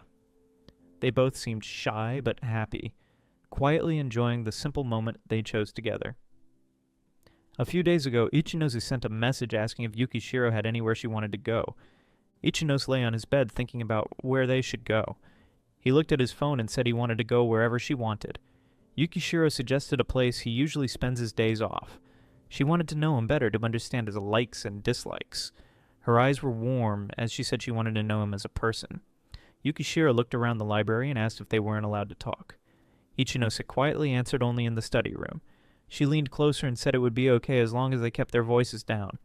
He pointed to the rule on the wall. She smiled when she read it. "Do not inconvenience others. Speak quietly." Ichinose stood still as the soft sounds of reading filled the library, his eyes catching a mother telling a picture book story to her child, the peaceful scene gently pulling at something inside him. Yukishiro noticed his gaze and asked if he came to the library often, smiling calmly when he said he did whenever he had nothing to do, while others quietly focused on their own reading. Yukishiro stood still among the tall shelves, her eyes shining as she looked around, feeling like she was floating in a sea of books surrounded by calm and stories, her heart full as she whispered to herself how much she loved that feeling. Ichinos walked between the tall bookshelves, saying it felt like he was a fish out in the deep sea. As she held a book in her hand, he looked at her and quietly asked, "What kind of books does she like?" The calm of the library wrapped around them. Yukishiro smiled gently, saying she liked that analogy. Yukishiro asked if he ever read any before, her tone warm and curious. Ichinose hesitated, admitting he hadn't really read much, not just sci-fi. She shared how she was into Western sci-fi at the moment, and that made him pause. With a soft smile, he said he'd try reading some. Now that he's no longer Hanabi's slave, he finally has free time. Freedom that feels strange but full of possibility. Yukishiro smiled brightly, saying, "This world is full of so many good books and that he will have a great time." Ichinose looked at her and said, "That's wonderful." Deep inside, he thought it's not because it's embarrassing or anything like that. He genuinely thought that he wanted to try reading some books. He wanted to broaden his horizons. Ichinose sat in quiet thought, his heart heavier than his words, remembering how much he hated the person he became when he was with Hanabi. But everything felt different with Yukishiro. Being with her reminded him that people can change, depending on who they spend their time with, and it was thanks to Yukishiro. Because of her, he might actually start to like himself a lot more. Ichinose asked Yukishiro about her favorite book, saying he wanted to try reading it. She was surprised, wondering why not a book she recommended instead. He smiled softly, explaining he'd rather read something she liked, because searching for a book he might like would be too much trouble. Yukishiro laughed, her eyes lighting up behind her glasses, saying he was totally right. She covered her mouth, still giggling, and apologized for laughing. It's just that he understood so well. As they stood by the shelves, Yukishiro said sometimes the people asked for her recommendation, but she never knew what to do. Talking to Ichinose made it finally make sense. He was the first person to ever ask what her favorite book was, and that made her happy. She smiled gently and told him, "That's why I like you, Ichinose." Yukishiro smiled softly and reached out her hand, saying, "Come here." She led Ichinose through this quiet rows of bookshelves, the light glowing gently around them. Stopping in front of a shelf, she pointed to a book and said she really liked this one. Ichinose flipped through this book she gave him, curious as he held it in his hands. Yukishiro leaned closer, her eyes soft behind her glasses, pointing gently to a page. She said she especially liked this part. As they sat close together, Yukishiro leaned in to show him a page and their shoulders brushed. Ichinose froze, his heart thumping, completely caught off guard by how near she was. Yukishiro turned her head slightly, light catching her hair as her expression softened. Their faces are just inches apart when she quietly asks if he wants to kiss. Yukishiro gently grabs his shirt, her voice calm but clear as she asks if he ever kissed Hanabi. His heart races, and all he can do is whisper her name. Just as the air between them grows heavy with tension, a loud screech breaks through the moment. A girl bursts in wide-eyed and panicked, her face frozen in shock. Hanabi stepped forward with a sharp smile, throwing harsh words at Ichinose, mocking his popularity and calling it fake happiness that could vanish any time. She glared, but he didn't flinch. He stared back, asking why she was still there. Her voice shook as she tried to hurt him again, but Ichinose calmly told her to stop wasting her time. He didn't care what she thought, and all he wanted was for her to leave him alone. Ichinose stood calmly, unmoved by her threat, simply saying she was only saying that now. Hanabi grinned with cruel confidence, telling Ichinose to go enjoy his fun while he could because she planned to take everything he held dear. Her eyes sparkled with twisted delight as she promised he'd end up all alone. Ichinose turned around, sensing someone behind him, and saw her again. Yukishiro was following him. As the school crowd moved around them, she tightly gripped her book, her hand trembling just a bit while he stood still, watching her with careful eyes. Ichinose remembered Hanabi standing outside Daiichi's house, not hiding at all, but now she was clearly trying not to be seen. Sitting next to Yukishiro at the counter, he wondered if Hanabi had wanted him to find her back then. He thought about what might have changed if he hadn't seen her. Yukishiro smiled warmly as she took a bite of her burger, looking completely relaxed, and Ichinose felt at ease beside her. It was enjoyable being with her. But as he watched her quietly, his thoughts grew heavier. The more he thought about it, the more scared he felt. He couldn't let her get caught up in the mess with Hanabi. As their first date was ending, Ichinose walked beside Yukishiro and thought maybe he should keep some distance until he fixed things with Hanabi, because the more he smiled, the more dangerous it felt. As the memory of the start of their date came back, Yukishiro looked at him with a warm smile, and gently reached out again, her voice calm as she asked if he wanted to hold hands.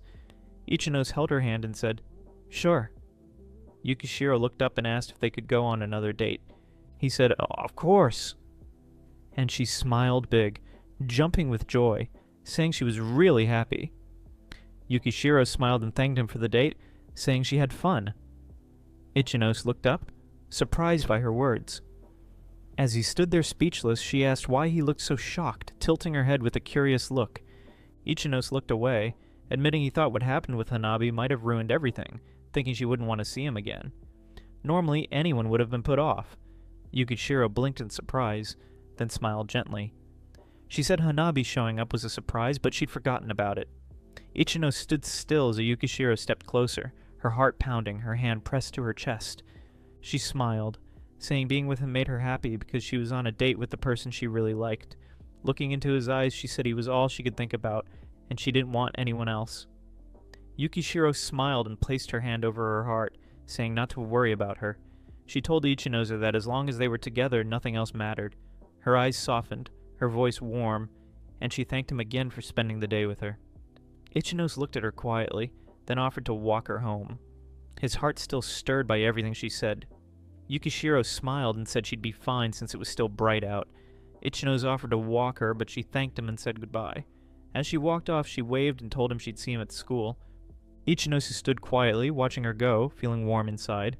As she ran off, Yukishiro suddenly turned back and shouted her feelings with a bright smile, saying she loved him no matter what. Ichinozu froze, his eyes wide and face turning red as her words hit him. The people around looked at him in shock while she disappeared into the distance.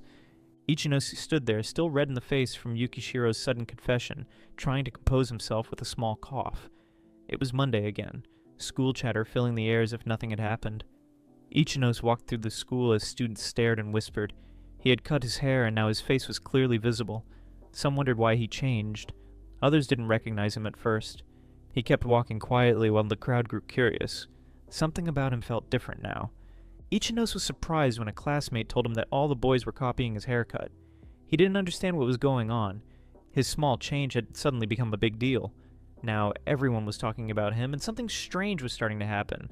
Ichinosu touched his new haircut, confused why everyone was talking about it. Ichinosu stood in the middle of the crowd, surprised as he noticed more and more boys around him had the exact same haircut. One of his classmates pointed it out, saying even the cool kids were doing it now. Ichinosu looked down, thinking maybe he was overreacting. His hair was just plain black, so normal it felt unfashionable. He told his friend there was nothing special about it. But his friend replied that style depends on the person. With calm honesty, he explained that Ichinosu's kind of hair only worked because his face balanced it perfectly, something not everyone had. Ichinosu found out his hairstyle was trending, not because of the cut, but because it looked good on him. His friend said other styles use gel or shape, but his needs the right face. Even Kuragaya, the guy who took his ex, was copying it. Ichinosu looked around and saw more boys with the same hair and realized his look had become the new fashion. Ichinosu couldn't believe people were really copying his haircut, and started to think maybe it was Kuragaya they were imitating. Kuragaya casually told a girl he copied the style, but his friend shut that down, saying, "No guy actually wants to be like Kuragaya. No one even pays attention to him." Even when Kuragaya's name came up, Huki didn't get as upset as before. The whole thing just made Sports Day feel even more disappointing than expected. After Hanabi rejected him, he stayed quiet for a while, and compared to before, it's like he just disappeared. No girls talk about him anymore, but even now, after looking around, someone said only Ichinosu can pull off that haircut. The cool guys tried it too, but they just can't make it work like he does. Ichinosu didn't understand why people kept copying him. He looked calm, but confused. His friend laughed and said, "It's because he has a beautiful face." Ichinosu wasn't the type to stand out or start trends, and even he found it hard to believe. But then he started thinking if his theory was right, something was going on. His friend told him to stop because it was creepy. Ichinosu looked around confused as his friend told him to check it out. All the most attractive guys at school were copying his hairstyle. He stood still watching them walk by with the same hair, the same look. The hallway was full of quiet chatter, and the way their hair moved felt too familiar. Ichinosu saw the guys who once made a bet on him at the restaurant. Now they had the same hairstyle as him and walked by smiling. A girl passed, fixing her hair as her skirt moved. Ichinosu stood still, feeling something strange was happening. She walked through the hallway with a confident smile, and all the boys with the same hairstyle turned to look at her. He looked at her. Ichinosu stared quietly, unsure what to say, while his friend looked tense beside him, confused and wondering, what does she really want? Tears welled in Hanabi's eyes as she clutched her chest, softly calling him senpai, saying she couldn't accept the breakup, even if he already ended things. Students gossip about Ichinose and Hanabi breaking up, surprised they were ever together. Hanabi stands in the hallway acting confident, but clearly forcing a smile while everyone watches and whispers, caught up in the drama. Hanabi stands in front of everyone trembling and asking why Ichinose won't say anything. Tears fall as she remembers they've been dating since middle school. She says nobody knows her true nature except Ichinose. And even though he told her not to talk back when they were dating, she can't stay quiet while he throws her away. Hanabi faces Ichinose with tears in her eyes, saying he dumped her as soon as he started to get a bit popular. She clutches his shirt, crying as classmates gather around, watching the scene unfold. Some whisper, shocked that he ordered her not to talk back. As whispers spread through the classroom, girls huddled close, shocked and doubting that Ichinose could ever be the type to hurt someone. Their voices low and faces troubled, wondering if he was psychologically abusing Hanabi, or even worse. They gossiped about how it's always the ones who seem least likely, and how Ichinose and Hanabi broke up right when he became popular. Hanabi stands trembling, eyes wide as everyone whispers about the childhood friend abuse and hardcore rumors. Whispers rush through the classroom. He abused her and he ordered her to not talk back. Eyes are wide, everyone staring as Ichinose stands silent, feeling the weight of he broke up with her as soon as he became popular. The tension crackles, and in that moment, everything changes for Ichinose. Hanabi sits with a sly smile, her fingers pressed to her face, thinking about how she wasn't the one controlling someone. She was the one being controlled. The room grows tense as another classmate jumps in, pointing out that this is only one side of the story, and they shouldn't believe everything Hanabi says without hearing Ichinose's side too. Ichinose's friend, looking serious, admits he doesn't believe Hanabi's words, and even says he never heard about them dating. Ichinose stands in front of the class admitting he did go out with her. His voice steady, but his face tense as everyone listens closely. He explains he never once abused her, determined to clear his name. The room is filled with whispers as a classmate asks about the breakup, and Ichinose quietly confirms it's true. Ichinose quietly says she's the one who abused him, his face calm and serious. The class is shocked, and Hanabi covers her face, eyes wide in disbelief. Ichinose walks through the hallway, overhearing classmates whispering that they've never heard of a girl abusing a guy before, and wondering if she abused him. As he passes by, the world feels unfair. Everyone seems to believe that guys are always the villains, and girls are always the victims.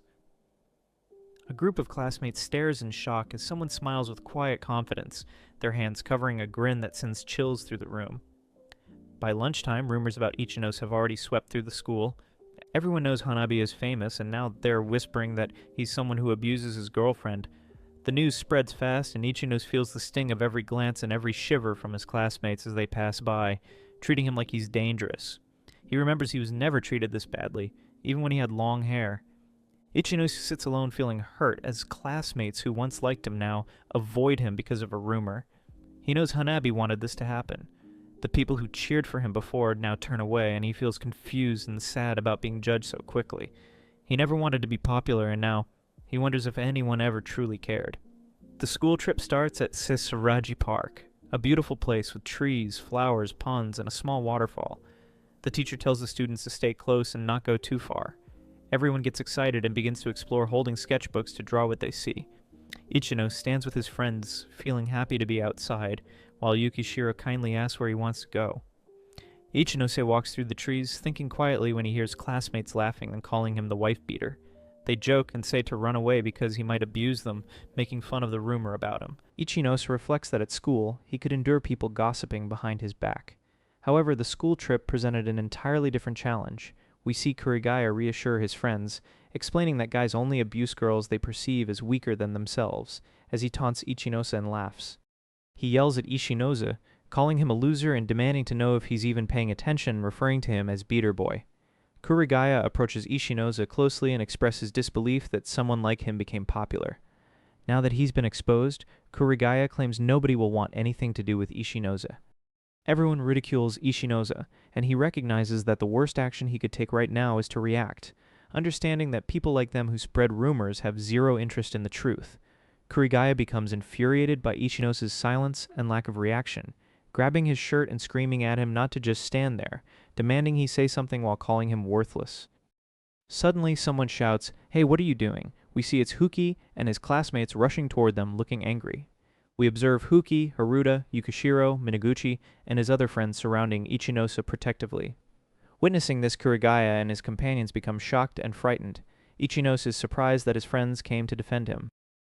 We see Haruta angrily tell Kurigaya that he's a high schooler and should grow up, accusing him of being jealous because he lost the relay race. Minaguchi tells him it's painful to even look at him, and if he has time to bully Ichinose, he should use it to improve himself first. Hearing this makes Kurigaya exclaim, "What?" in shock as everyone pushes and corners him. Suddenly, the teacher screams, "Who's making all that noise over there?" which alerts everyone, and Kurigaya and his friends seize this opportunity and run away. We see Ichinose and his friends get scolded by the teacher. Now we observe Minaguchi asking Ichinose if he's alright and calling Kurigaya a rat. Haruta tells Ichinose that he's mentioned this before and will say it again, he won't believe what anyone says about him.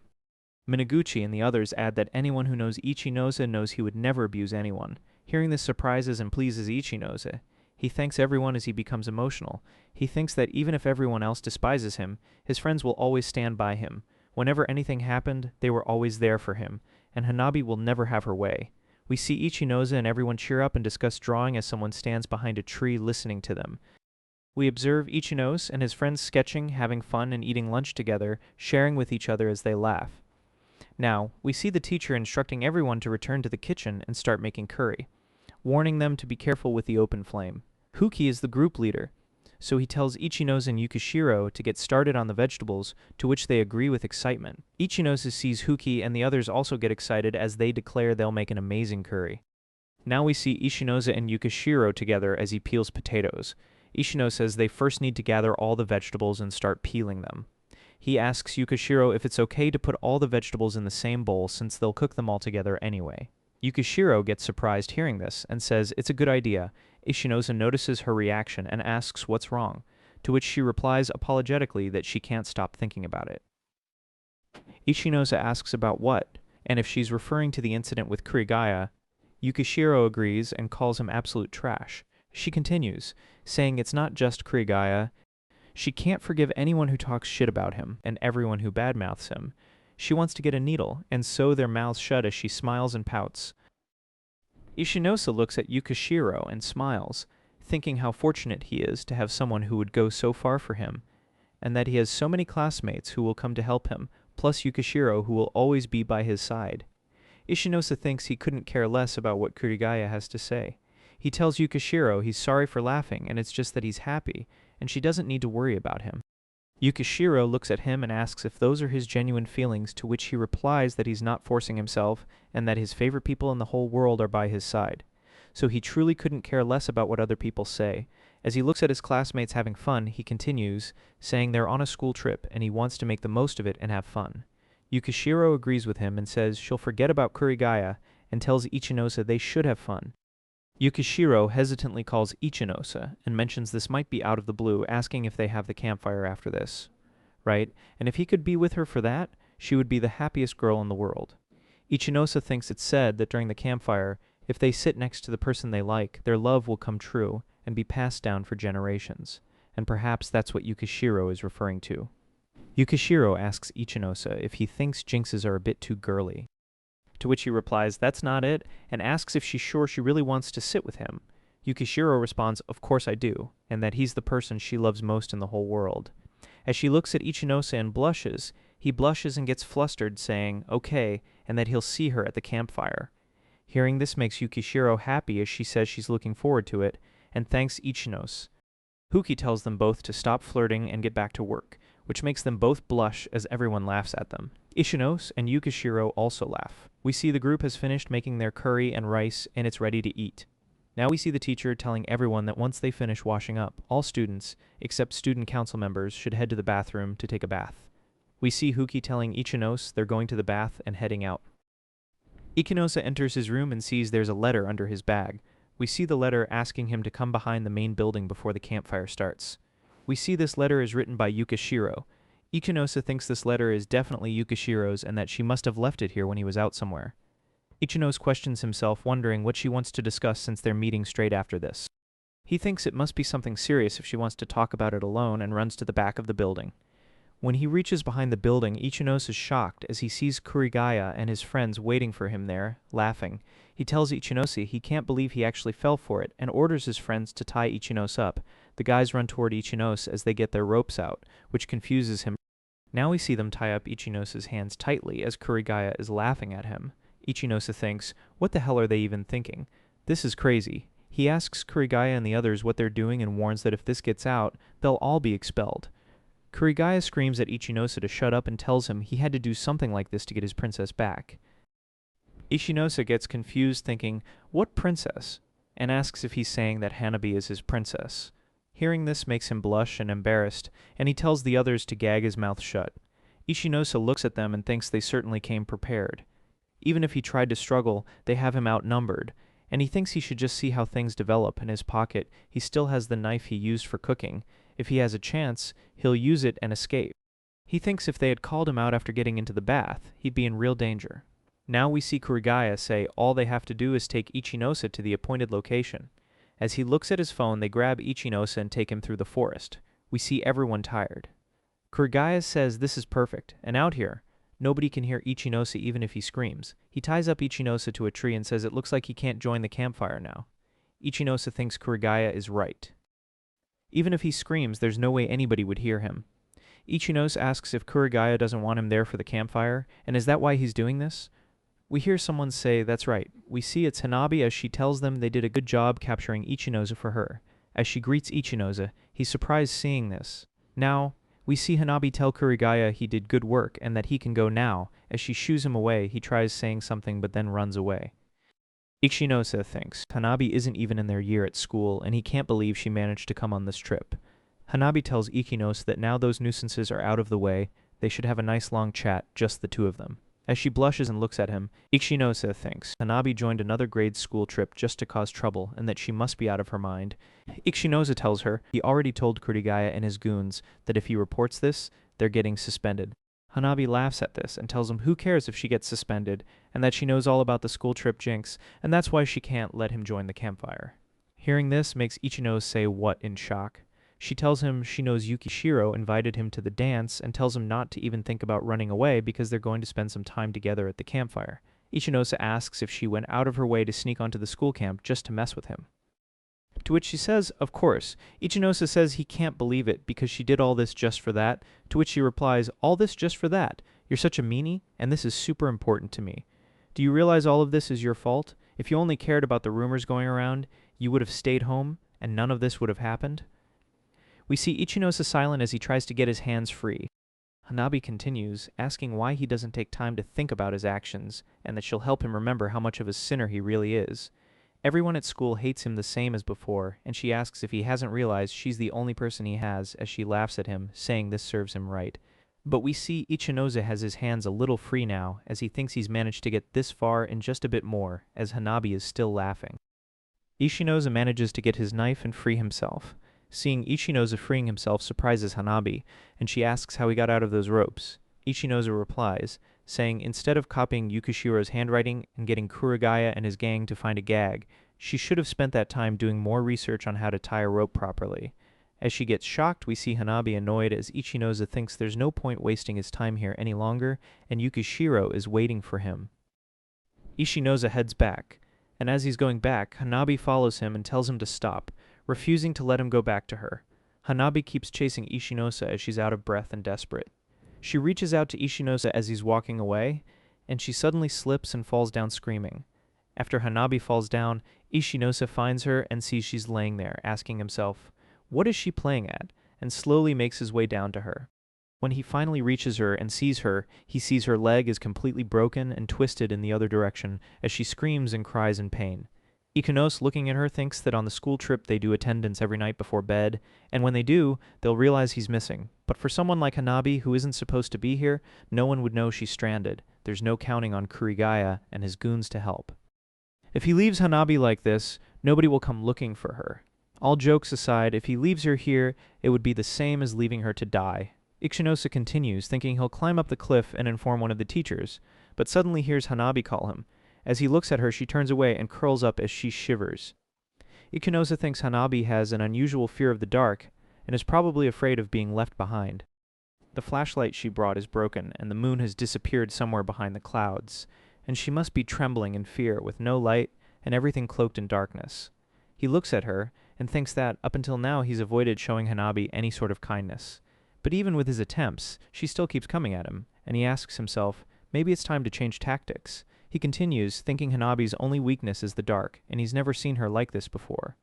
He'll do her a favor and put her in his debt, and then he'll make her promise never to talk to him again. He doesn't know if it will work, but there's a chance he can get rid of her, and he tells himself he should do it. He sits down next to Hanabi. Seeing this shocks her, and she asks what he's doing.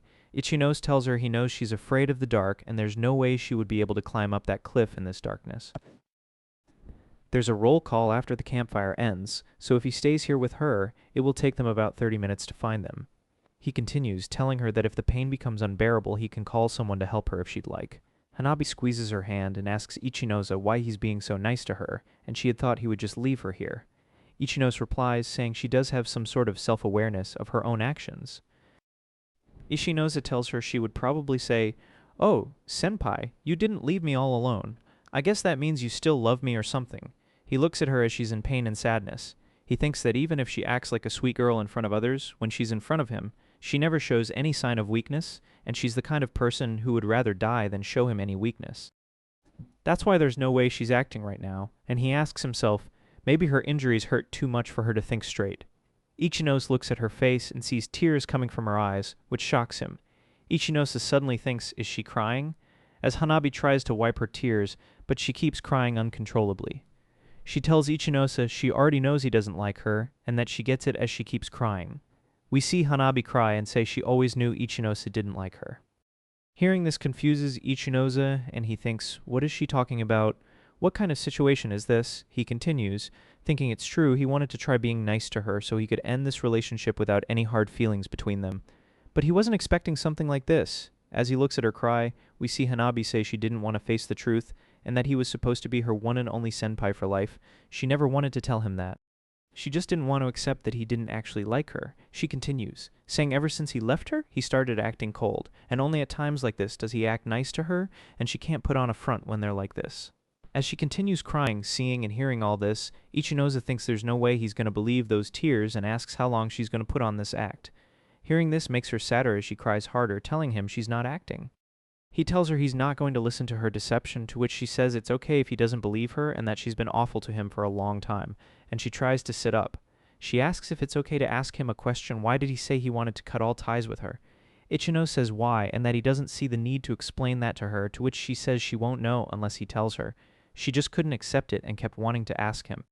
She was angry that he suddenly pushed her away and couldn't hold back her feelings of wanting to get payback.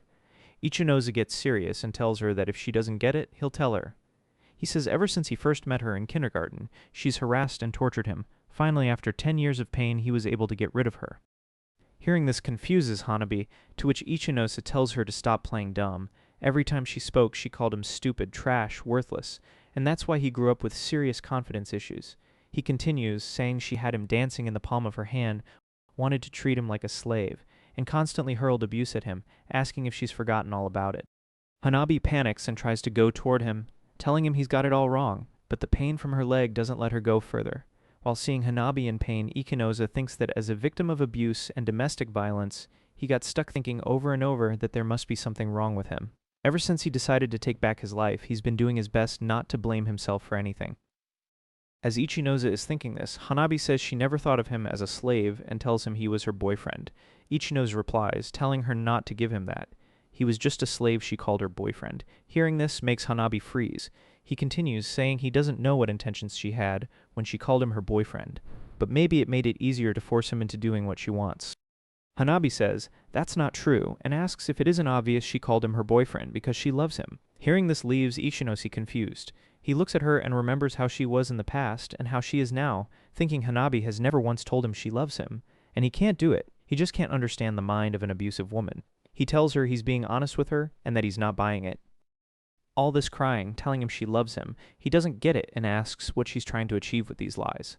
Hearing him say this shocks Hanabi. She immediately tells him she's not lying, and that she really did love him. Hearing this makes Ichinose angry as he screams, telling her to stop with this nonsense.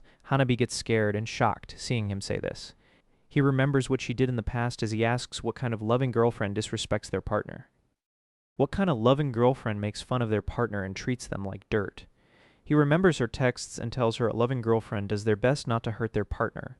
A loving girlfriend wishes for their partner's happiness, but the only thing she ever gave him was unhappiness and despair. He continues, telling her that out of the past 10 years he spent with her, not a single day brought an ounce of joy.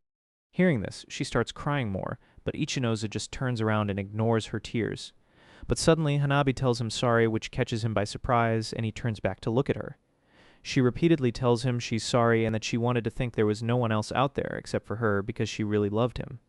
She was scared someone would take him away from her. She continues, saying she was the only one allowed to see how amazing he really was, and she wanted everyone to think he was scum, so no one else would love him, and tells him sorry again as he's looking at her on the ground. Ichinose looks at her and thinks, what is she talking about, and how dare she disguise her abuse as love? He tells her she doesn't love him, to which she immediately replies that's not true and that she does love him. He tells her she's wrong and the only person she's been thinking about is herself. She never once thought or considered his feelings, and he asks how she can say she loves him. She tells him he's got it all wrong and that he's the only one for her. As her tears flow down her cheeks uncontrollably, she asks if her love was a mistake that only brought him unhappiness and starts crying more as Ichinose just looks at her. Suddenly they hear someone say, "Where are you?" which grabs Ichinose's attention. He looks up and sees there are lights at the top. We see Hanabi still crying as Ichinose screams and tells the people up top he's over here, thinking they finally found him. 2 days after the school trip, we see Ichinose and Yukishiro at the park. We see Yukishiro reading a letter written to her by Hanabi. Ichinose looks at her reading the letter and explains what happened after that day. Just a bit after Hanabi hunched over and started crying, his classmates managed to find them. Yukishiro found it suspicious when he didn't show up at the campfire, and apparently went to ask Huki about it. After talking with him, they realized nobody had seen Ichinose since dinner. Apparently, the whole class went looking for him, and they weren't even able to make it to the campfire. After finding him, everyone was happy, and they then led him back to safety. The teachers found out about everything Hanabi, Kurigaya, and his gang did, and all of them were suspended from school. Hanabi was taken to the hospital where they ran several tests on her. She was immediately admitted for surgery to treat the complex bone fracture in her right leg. 2 days after the school trip, he received an apology letter from Hanabi, and she even wrote a brief apology to Yukishiro too. Ichinose talks to Yukishiro and says this goes beyond his understanding. Hanabi spent all this time antagonizing him, and then all of a sudden, she apologizes for it all and claims she loves him. He continues, saying in the end, even after Hanabi threw away her pride, he has a feeling she was still trying to set him up. Yukishiro speaks and says the Hanabi he knew wouldn't do something like that. She continues asking, wouldn't you say your plan to be nice to her worked to this? He replies, would Hanabi really have such a change of heart just because he was a little nice to her? Yukishiro replies, saying honestly, even calling it a little nice feels like an overstatement. He reached out to her when she was at her most vulnerable, and that person was someone she once loved. She thinks Hanabi was able to accept his words with an open heart. Hearing this, he says he doubts Hanabi ever loved him. To this, she says everything Hanabi did to him was wrong and he has no reason to forgive her, and tells him she has a little theory she wants him to listen to which he agrees and listens. She says she thinks Hanabi really loved him, but her way of loving and liking was just wrong. Her feelings for him were too strong and she got swept away by her emotions. Stronger than wanting to make him happy or make him feel special. She wanted him to be by her side, and her feelings of wanting him all to herself spiraled out of control. She continues, saying Hanabi really liked him, but she doesn't think that's an excuse for her actions. When someone falls in love, there are times when they can't hold back their feelings and emotions. Sometimes they make the wrong choice and end up upsetting both themselves and their partner. Hearing this, he says there's no way Hanabi is a sane person with the way she falls in love, to which Yukishiro replies, I wonder, and that even she gets jealous, especially when Ichinose talks to other girls. She sometimes thinks she's the only person he should talk to and apologizes. Hearing this surprises Ichinose, and he says it's okay while being flustered. Yukishiro asks if hearing about the ugly parts of love makes him want to be apart from her. He gets confused hearing this. She continues, asking if her liking him causes him pain. Ichinose stays silent and thinks he still finds it a bit hard to believe she would get jealous over him. But even so, he doesn't feel the same disgust and fear he felt toward Hanabi. He would say it's quite the opposite. When she admits she's a bit jealous, it kind of makes him happy. He looks at her and thinks Hanabi and she are entirely different people. Because of the abuse he suffered from Hanabi, he refuses to give up on a future with Yukishiro. He continues, thinking he will hold back these conflicting emotions, and recognizes Yukishiro is always kind and supportive of him, Even now, she is with him and listening to his story, and because of her, he can think straight. He tells Yukishiro honestly. He feels it's true she loves him with all her heart, but not once has he ever hated that. In fact, he would say she's one of the most important people in his life. Hearing this makes her blush. She puts her hand on his as he tells her he's happy, and if she wasn't with him, he wouldn't be able to get over his trauma with Hanabi and would be forever stuck, never being able to love again. Hearing this makes Yukishiro happy. He continues and thanks Yukishiro for teaching him how to love, and it's because of her he was saved. They both sit together as Ichinose thinks, if there is love that can wound you, there is also love that can mend those wounds. Because he was able to learn that truth, from now until his end of days, he will never hurt the person he loves and swears it on that day. 1 month has passed since the school trip. It's the beginning of July. We see Hanabi sitting on her bed looking sad and dull. Suddenly, we see someone standing in front of her house as they say her name. We see Hanabi with no light in her eyes looking dead as she says Ichinose's name. She thinks she has lost the person she loves forever. She was stupid and inconsiderate. She was jealous and wanted him all to herself. She thinks about how far she pushed him and says she hardly spared a thought for him and only thought about herself. She says she could only express her love in some deformed way, and in the end she was just an abuser, and because of that she lost her one and only senpai. Now he has a lovely girlfriend who cares for him. She looks at her phone and thinks he's no longer her senpai, and a world without senpai isn't a world worth living in. She says she wants to stop existing as she laughs. She puts her head down and thinks to tell the honest truth. She wants to stop existing. But if she does that, she'll end up dragging Ichinose into all of this. She wonders if Ichinose will be sad if she doesn't exist. He would feel responsible for her and try to take matters into his own hands. And that's why she can't stop existing. She says she'll never let her feelings come before Ichinose ever again. She says that's what she's decided. With no life in her eyes, she says this must be her punishment. Now we see the woman from before walking up the stairs. She stands in front of Hanabi's room. She opens the door and enters it. As soon as she enters, she asks Hanabi if she's okay. Seeing this woman surprises Hanabi. This woman walks into Hanabi's room with light behind her, illuminating her room. We see her name is Kisaragi Izumi. She tells Hanabi she heard all about it from their mother and came as quickly as she could. Hanabi is surprised, and she struggles to speak, but asks Izumi why she's here. As Hanabi is asking this, she thinks she heard Izumi had started living by herself in some small town for university and that she's super busy. Hanabi thinks it's been about half a year since they last met. Izumi looks at Hanabi and her lifeless eyes. She looks around to see her room is cluttered with garbage. Hanabi suddenly grabs Ichinose's hoodie as she gets scared of it getting thrown away.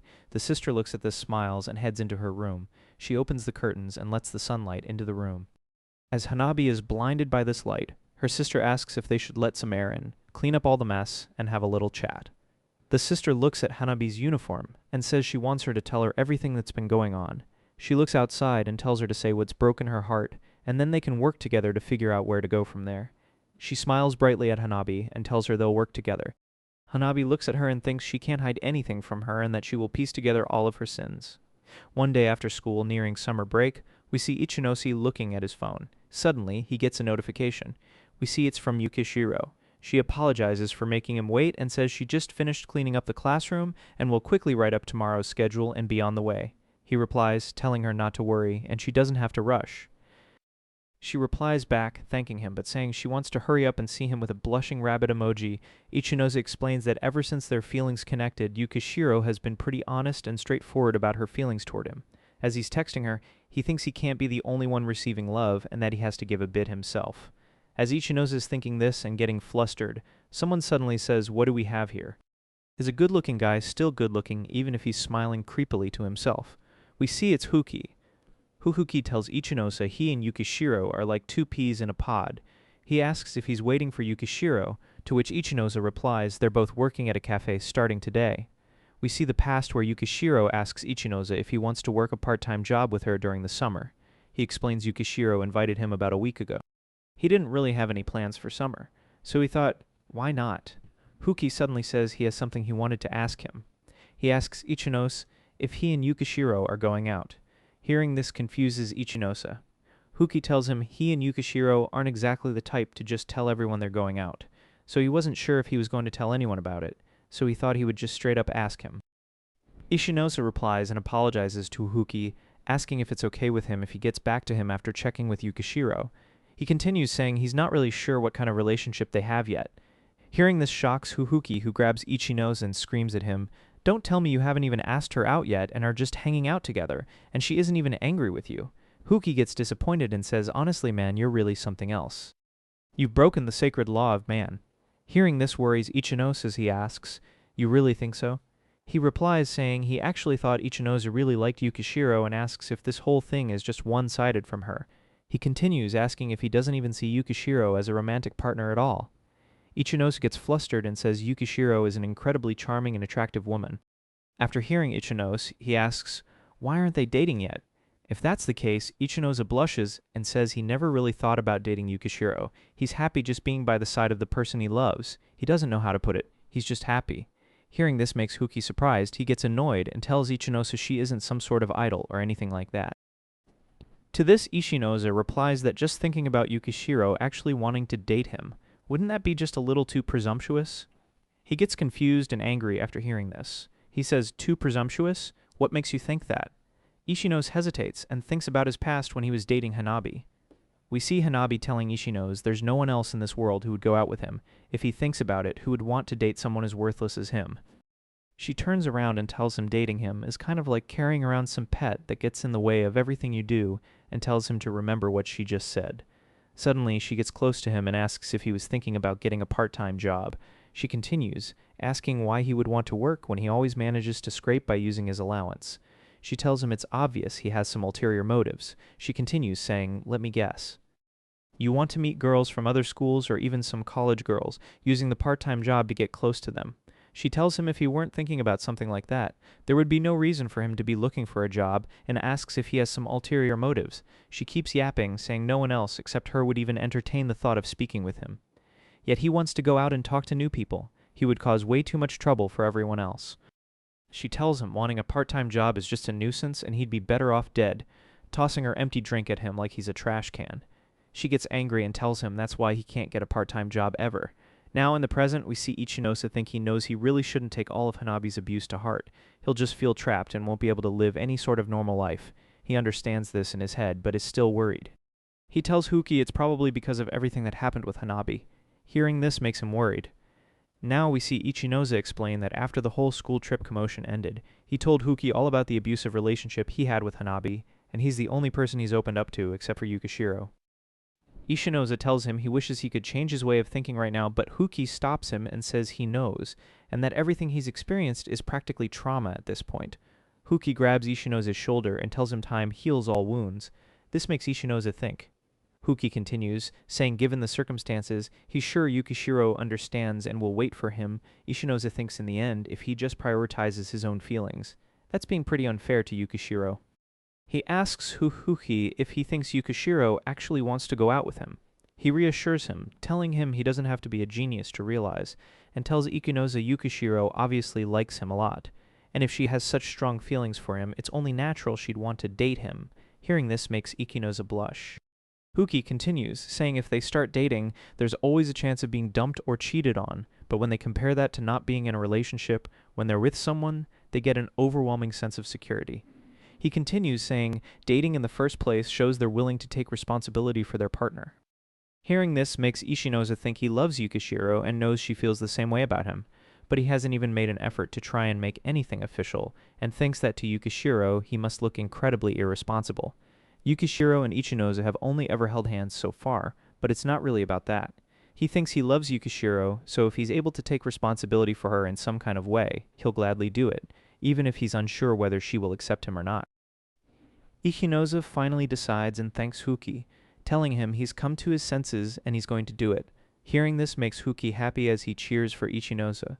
As Huki is cheering for him, Ichinose thinks he can't keep thinking it's presumptuous of him and has to ask her to go out with him.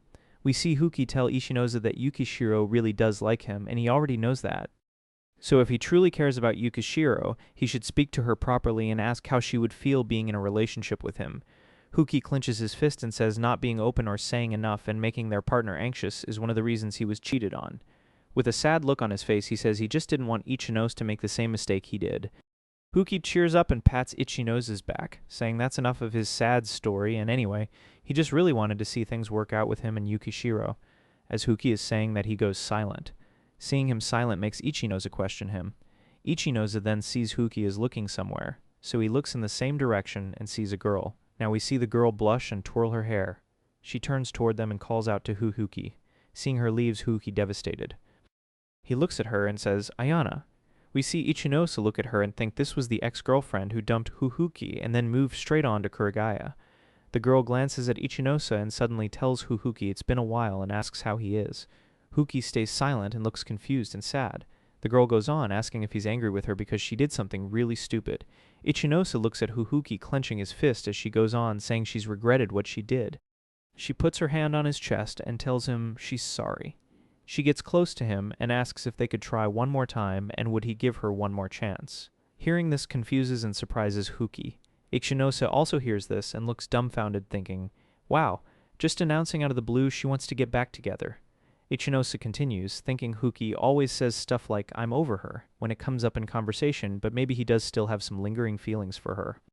We see Huki remove her hand from him and say, what the hell is she talking about? He tells her it's way too late for that and she's the one who dumped him and walks away from her. She looks at Huki walk away and starts crying.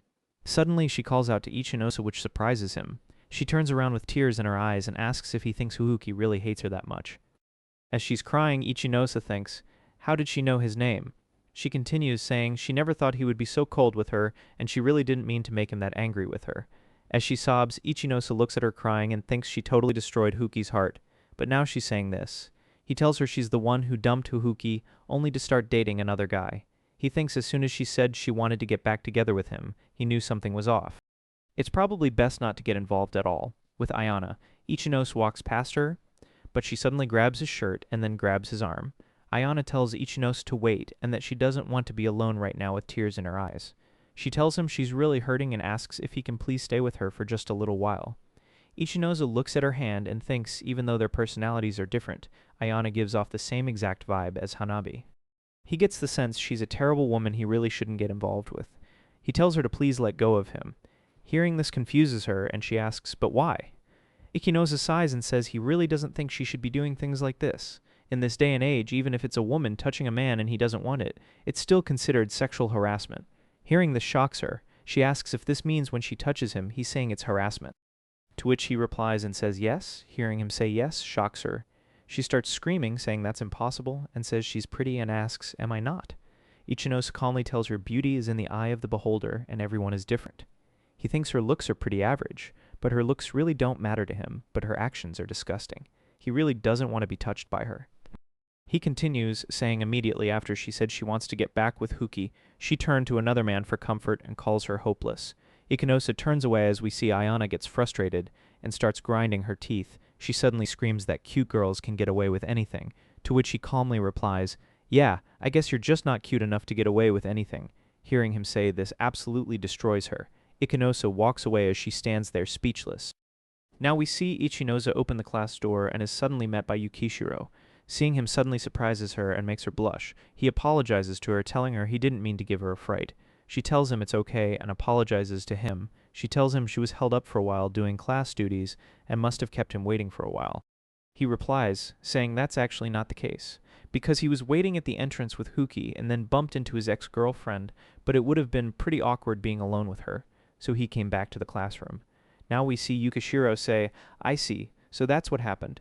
Ichinose thinks to himself he left out exactly how Ayana behaved toward him because he doesn't want Yukishiro to feel uncomfortable. It's not like Ayana actually came onto him or anything. She just wanted someone to soothe her wounded pride after Huki rejected her, and he just happened to be there at that time. Yukishiro says she's surprised Huki flat out rejected her so quickly. Ichinose asks if she also got the impression Huki still had feelings for his ex, to which she replies and says yes. She says since it was quite a messy breakup between them, she always felt maybe he was finding it hard to move on. Hearing this makes Ichinose think that although Huki did reject Ayana, it wasn't exactly in a composed manner, even though he did actually turn her down. That doesn't mean he doesn't still have lingering feelings for her. Ichinose tells Yukishiro he's a little worried about Huki, so he'll call him later. Suddenly they look at the time and realize it's already 3:30. Ichinose asks, doesn't the part-time job start at 400? Yukishiro panics and says he's right and apologizes to him as she's the one who invited him, yet she's the one spacing out. As they walk out of the class, Ichinose asks if she finished all her class duties, to which she replies and says yes, and all she has to do is drop off the register to the staff room. Ishinoza thinks the cafe where they're working is only a 15-minute walk, so it's not like they'll be late, but it doesn't seem like he has the mental composure right now to tell her he wants to date her. He looks at her and thinks their part-time job ends at 7 p.m. If she doesn't have any plans afterward, he'll ask if she wants to spend some more time with him. We see Ichinoza getting ready for his part-time job as he wears his uniform. He looks around and thinks he came to this place a few times with Hanabi, and suddenly he notices something. He sees Yukishiro wearing the uniform. Now he explains Yukishiro, and he managed to make it to their part-time job without any problems. We see the cafe is full of people and the waiters working. Ichinosa sees Yukishiro in her work uniform, and his heart starts beating louder. They both stare at each other, as Yukishiro tells him he looks really cool in a work apron. He blushes and tells her thank you. Hearing him say thank you makes her blush and shy. As she is panicking and blushing, she says, "No way. Did I just say that out loud?" Suddenly someone says, "Are you both finished changing?" We see it's Joe, the owner of the cafe. He tells them he'll introduce them to their mentor. Ichinos explains the cafe owner. Joe is in his mid-30s and seems super easy to talk to. He says he was a little anxious about whether he could handle working part-time at a cafe, but any anxiety disappeared pretty quickly. We see Joe calling someone named Now. A girl turns around, and as she sees Ichinozi and Yukishiro, she says, "Are the new guys here?" She greets them and says, "Nice to meet you." Joe tells Ichinozi and Yukishiro that for now their shifts will match up with Now so they can shadow and learn from her. Now brightly introduces herself and tells them she's looking forward to working with them both. Now becomes very happy and tells them she's so happy another girl has joined them, and that the gender balance in this place is super off balance. She continues saying, well, not so much off balance. I'm the only girl who works here, actually. She tells them it's not as if there's any heavy lifting or anything, so she doesn't really get it, and asks the boss to confirm. He gets surprised and replies to her that she's right. Ichinos looks at Joe. Joe awkwardly laughs and says, well, we do get applications from girls sometimes, but for some reason they always quit really quickly. He tells Yukishiro to tell him if there's anything that makes her feel uncomfortable and that he'll fix it straight away. Ichinos gets concerned and asks Joe if it's only the girls who quit really quickly. He immediately tells them it's not like the guys never quit either. Most of their part-time staff are students, so they tend not to stick around for very long anyway. Joe apologizes to them and says he never meant to say something that might make Yukishiro anxious on her first day. He continues telling them as far as he can tell now, all of the part-timers they have seemed to be getting along and working really well together. Hearing him say now makes Ichino suspicious. Now tells them there's no bullying or harassment at all here and no sexual harassment from any pervy guys either, as she tries to reassure them. Hearing Now say this makes Yukishiro smile. Ishinosa thinks if the female part-timers aren't sticking around for very long, it's probably for a reason the owner and Now just aren't aware of. He looks at Yukishiro and thinks it doesn't seem to be bothering Yukishiro though, so if he made a fuss and mentioned it just now, she would probably end up worrying about it. He thinks Yukishiro really wanted to work at this cafe, so he won't say anything now. As they are looking at the kitchen, he thinks he's thankful the owner has put him and Yukishiro on the same shift. He wonders if he might just be worrying over nothing, but he would rather that than regret it if something were to happen. He says he'll just have to watch over Yukishiro as much as he can and deal with anything that comes up. We see Now telling Ichinosa and Yukishiro that new staff are in charge of the dining area as well as making soft drinks. She tells them she'll start by teaching them how to make drinks. Hearing this makes Yukishiro excited and nervous. As Now pours ice into a glass, she tells them there's nothing difficult about it. She pours in the drink and says, just follow the manual and you'll do fine. We see them both holding a glass. As Now tells them, quick and accurate. You're both doing great. She nods in agreement and says, seems like we've got some real talent joining us. She tells them she bets they think she's trying to butter them up, but that's not the case. She says people think, oh, it's just a drink, right? But surprisingly, this part can show pretty clearly if someone's cut out for working in a cafe or not.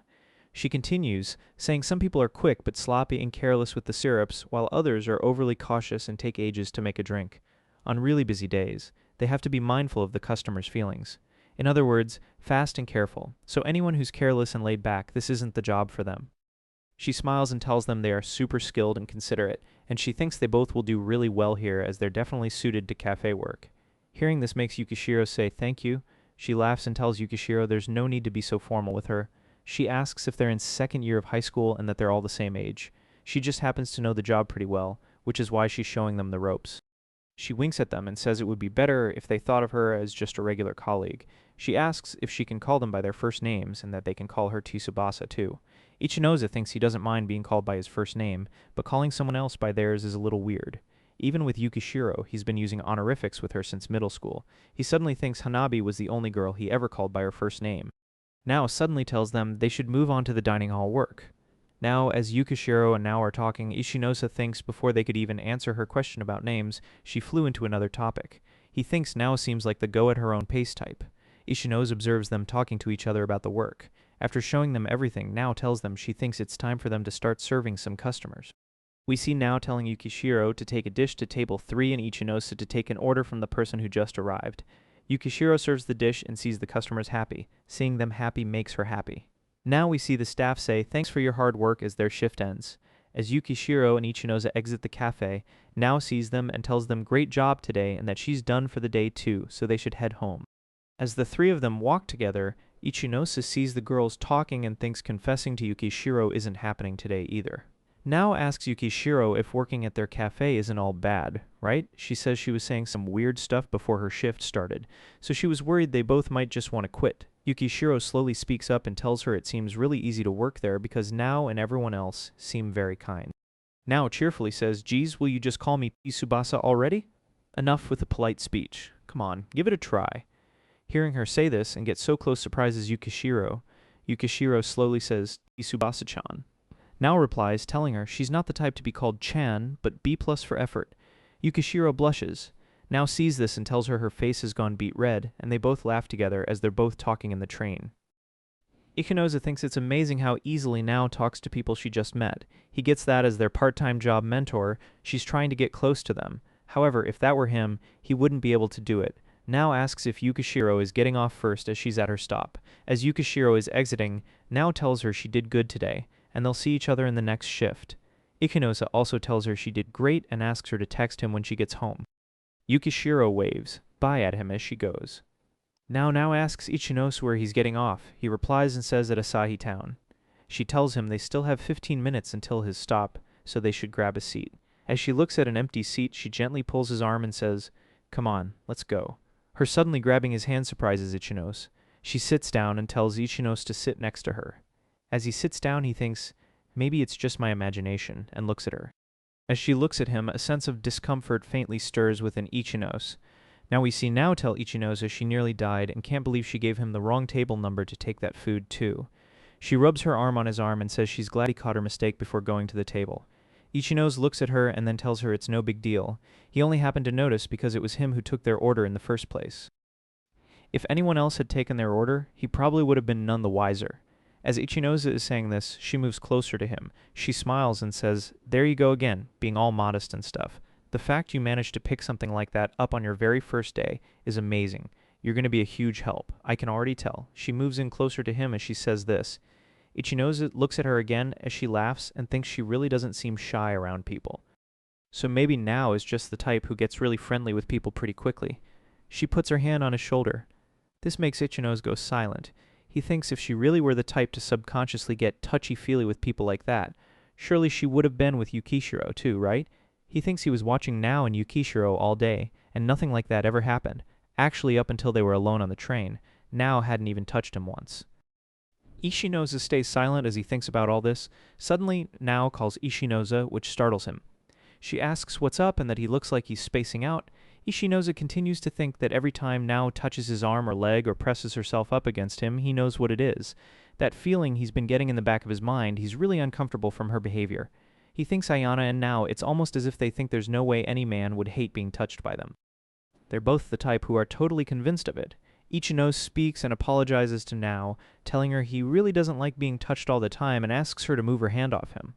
Now bursts laughing and tells him she's sorry and it's a habit as she's always like this. She continues, saying maybe because of her blunt, straightforward personality, she tends to get on better with guys over girls. She acts the same way with guys and girls, so her sense of personal space is a little messed up. She tells him it's not like I'm doing it on purpose or anything, though. That means you can just treat me like one of the guys then, right? She grabs Ichinosa's shoulder again. Ichino side-eyes her and thinks she has literally no idea what he's trying to get at. He immediately corrects himself and thinks that's not quite right. Now simply spun things around to work in her favor. The next day, we see Ichinosa walking to school. As he's walking, he thinks today's the day he wants to tell Yukishiro he wants to go out with her. They have work after school, but they should manage to get some time to talk alone for a while. As he's thinking this, he notices something and gets confused.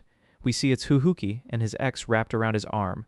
Huki notices Ichinose and looks sad and worried. Huki greets Ichinose awkwardly and goes off to class.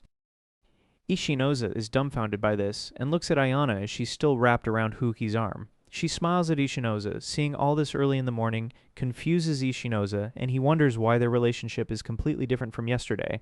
We see Ayana looking at Ichinose as she tightly squeezes Huki's arm. Huki looks worried as she does this. Ichinose looks at them and gets confused. He thinks yesterday, Huki rejected Ayana spectacularly, but now she's hanging on to him like this. That means they're back together. In class, Ichinose wonders if Huki is okay. He worries about Huki because he thinks Ayana didn't really leave a good impression on him and can't help but worry about Huki. He thinks romance is a very private thing and other people shouldn't interfere. He remembers his previous relationship with Hanabi and thinks after being in such an isolated relationship with her, they ended up in a really horrible and toxic situation.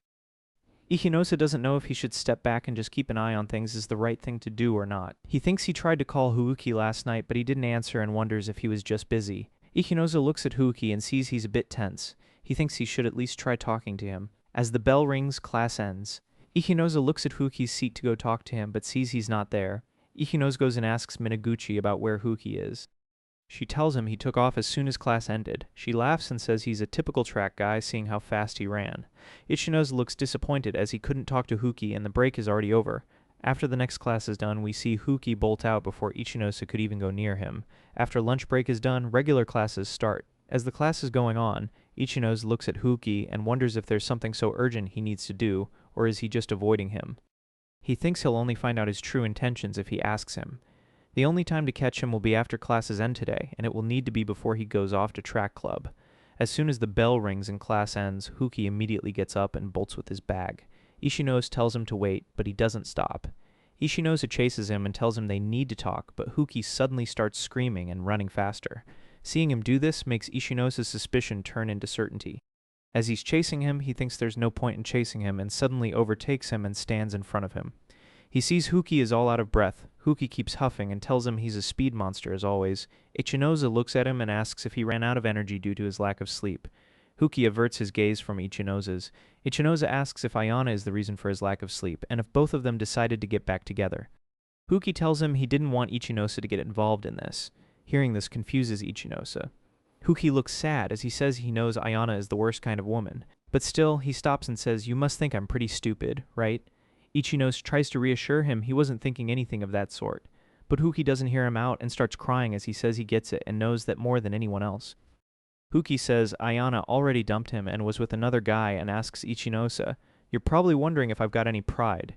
He continues, saying he absolutely has no pride at all, and runs away as he cries, saying he's just a pathetic guy who doesn't want to let go. Seeing Huki like this confuses Ichinose. We see Huki run down the stairs as he can't face Ichinose. Ichinose tries to call him but sees he's already gone. He stands there in disbelief, thinking this wasn't exactly a conversation. Huki isn't really giving him much information to go on. He thinks his reaction and what he said pretty much confirm Huki is back together with Ayana. He thinks Huki is obviously ashamed of the choice he's made, and Huki thinks Ichinose will be critical of his decision. Ichinose looks concerned and a little sad as he says he just thought he could have been there for Huki to talk to. He thinks about the time he had fun with Huki and Yukishiro, and thinks they both are the first real friends he's ever had. He really wants to help, even just a little. But going by the way Huki is acting, it looks like he just wants to be left alone right now. He continues to think he'll give Huki some time, and hopefully Huki will realize he's not criticizing him or anything. While he's thinking this, he gets a notification. He looks at it and sees it's Yukishiro telling him it's nearly time for their shift and asking where he is. He looks at the text and thinks he'd better meet up with Yukishiro soon and head to work. He looks at the time and sees it's 3:30 p.m. and thinks there are 30 minutes until his shift starts. As he's walking, he thinks the same thing happened again today, and he still hasn't managed to confess to Yukishiro yet. As we see Ichinose and Yukishiro are outside making their way to the cafe. Yukishiro is talking about how Tsubasa said she had so much fun yesterday and that she wants to go home together every time their shift overlaps. Yukishiro says all this while being happy about it. Yukishiro suddenly looks at Ichinose and calls his name. He gets startled and tells her he's okay. Seeing him get startled confuses Yukishiro. She continues, saying Tsubasa was messaging her after she got home, and they kept messaging until the early hours of the morning. She continues, saying she's not the type to come up with witty or interesting replies, though, but apparently Tsubasa seems to think they've clicked somehow, She looks at Ichinose and tells him she's never told him this before, but she had to transfer schools quite a few times because of family reasons, because she was quite shy. She never made any friends until now.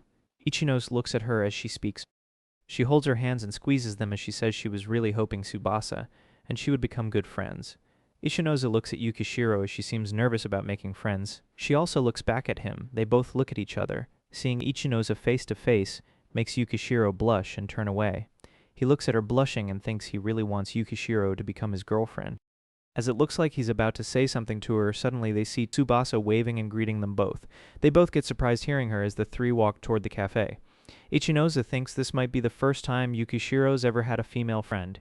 Even as they are working, he sees Yukishiro and Tsubasa interacting with each other and thinks Yukishiro is absolutely adorable, full of excitement and hope like this. Now, as they are done with their work and going home, he thinks he wants to somehow make that hope of hers become a reality. As we see Yukishiro getting off at her stop, Tsubasa and Ichinose wave her by.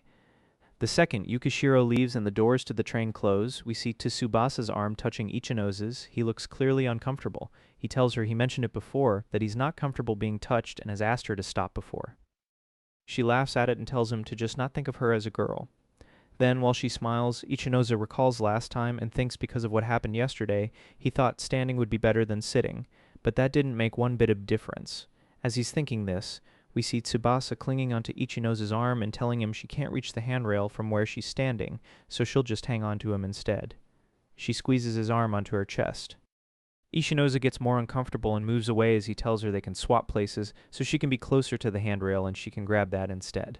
She suddenly gets close to Ichinose's face and asks why he's trying to keep his distance from her. She asks if Yukishiro said something to him. She continues telling him she was talking to Yukishiro yesterday, and apparently he and Yukishiro aren't even dating. Hearing this surprises Ichinose as he stands there thinking what to say. We continue with Ichinose and Tsubasa in the train. She tells him Yukishiro told her he and she aren't dating actually. She continues, saying she was just wondering what's with Yukishiro being all possessive, and if it was her, she'd find it pretty annoying. She says she knows most girls are just like that though, but she's really not the type to get all jealous. So stuff like that doesn't bother her. She tries to act cool and say people are always telling her she's basically one of the guys anyway. She tries harder to be a pick-me and says she's quite boyish, so she doesn't really care. She continues to be a pick-me and tells him she totally understands how annoying it is for guys when girls get all jealous over them and says she feels pretty bad for Ichinose. While she's saying this, Ichinose looks at her like, "What's this woman on about right now?" She gets close to him and asks that if he really thinks about it, wouldn't she be so much easier to hang out with rather than Yukishiro? Ichinose looks uncomfortable and asks what she's trying to say. She smiles as she looks at him. She suddenly laughs and tells him to hold up and not to get her wrong as she's not trying to badmouth Yukishiro or anything. She continues, telling him sometimes she just blurts out what's on her mind and it's unfiltered. She tells him not to take it the wrong way and she didn't mean anything by it. She continues yapping, telling him he's being manipulated by Yukishiro's jealousy even now and she just thinks it must be rough on him. As she is yapping, the train stops at a station. As the train stops, Tsubasa and Ichinose lose their balance because of inertia. Tsubasa clings on to Ichinose for support instead of grabbing literally anything else. As she's holding him, she tells him it was a close one, and if he hadn't been there, she would have been a goner. She grabs onto Ichinose tighter and looks at him. He looks at her and gets creeped out, thinking he really can't deal with this anymore. He gets his arm out of her hold and tells her she might be a little confused, so he'll clear something up for her. He tells her Yukishiro hasn't said a single word to him about Tsubasa and him, but even if Yukishiro were to get jealous over him, he would actually find that pretty sweet of her. As he says this, he walks out of the train. She gets confused and shocked by his reaction. She asks, isn't he getting off at the wrong station? As she panics, she tries to chase after him, but the door closes. He looks at her from the other side. As the train goes with the pick-me inside, he breathes a sigh of relief. He feels bad that Yukishiro wants to be friends with someone like Tsubasa out of all people. He thinks if this was just his problem, it would have been really easy to just cut ties with Tsubasa, but she's now dragged Yukishiro into this. Just because he can't get along with Tsubasa doesn't mean he should force that on Yukishiro too. He's really not comfortable at all with Tsubasa's personality, but ultimately that's just something Yukishiro has to figure out on her own. Now he thinks about his past. He remembers Hanabi always stuck her nose in and meddled with his relationships. We see the young Ichinose playing as suddenly he hears Hanabi telling him he's just not allowed to talk to Rei-chan. Now she looks angry at him as she tells him he can't be friends with Yoriko. The young Ichinose timidly agrees with her. As he recalls all this, he thinks being told things like that was an everyday occurrence for him. So in the end, he never managed to make a single friend until he cut all ties with Hanabi. Allowing Hanabi to control his relationships and cut so many people out of his life for so long, he regrets it all so much, which is exactly why when it comes to Yukishiro and Tsubasa hanging around together, he really has no say in the matter. He stands there at the station, thinking for now he'll just make up some excuse so he doesn't have to go home with her. The problem should just solve itself if he cuts all ties with Tsubasa outside of work. The next day, we see the students cheerfully greeting each other. We see Ichino greet Yukishiro as she sits down. Yukishiro hesitantly greets him back. He looks at her and gets concerned. He whispers to her and asks what's wrong. Hearing him whisper to her makes her jump a little by surprise. She doesn't respond to him, so he gets more worried. He looks at her and wonders why she looks so scared. He musters up his courage and calls her name as he wants to tell her something. But suddenly someone screams in the class. Now we see someone has fallen on the ground. As Ichinose gets up and sees who it is, we see it's Huhuki. We continue as we see Huhuki fallen on the floor and frothing from his mouth as everyone is worried about him. He suddenly regains consciousness and wakes up as he gasps. We see Aihara asking Huki if he's okay. As Huki is getting up, Minaguchi also stands there as she looks worried about him. Huki holds his head and tells them he's fine and just a bit sleep-deprived. That's all. Suddenly, someone screams and says no chance. We see it's their teacher looking scared and worried as she drags Huki and tells him she needs to take him to the hospital and that he can't stay in school like this. As she's dragging him, we see him trying to get out of her hold and go away. As she takes him away, we see everyone in the class worry. Now the next class starts. As the class is going on, we see Ichinose think about Huki and Ayana. He thinks ever since Huki got together with Ayana, he's been looking pale and spaced out all the time. Ichinose never thought Huki would be in such bad shape to just pass out like that. Suddenly, he looks at Yukishiro. He keeps looking at her and says nothing. As soon as the bell rings and the period ends, he calls out to Yukishiro.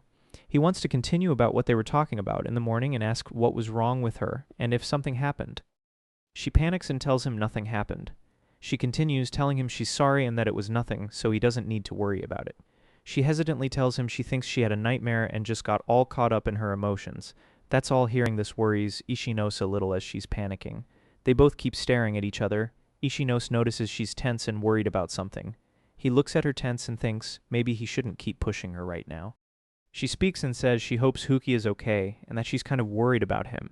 Ichinose looks at her worried and thinks he knows she's worried about Huki right now, but he has a feeling she's just trying to hide the reason why she was being off with him back then.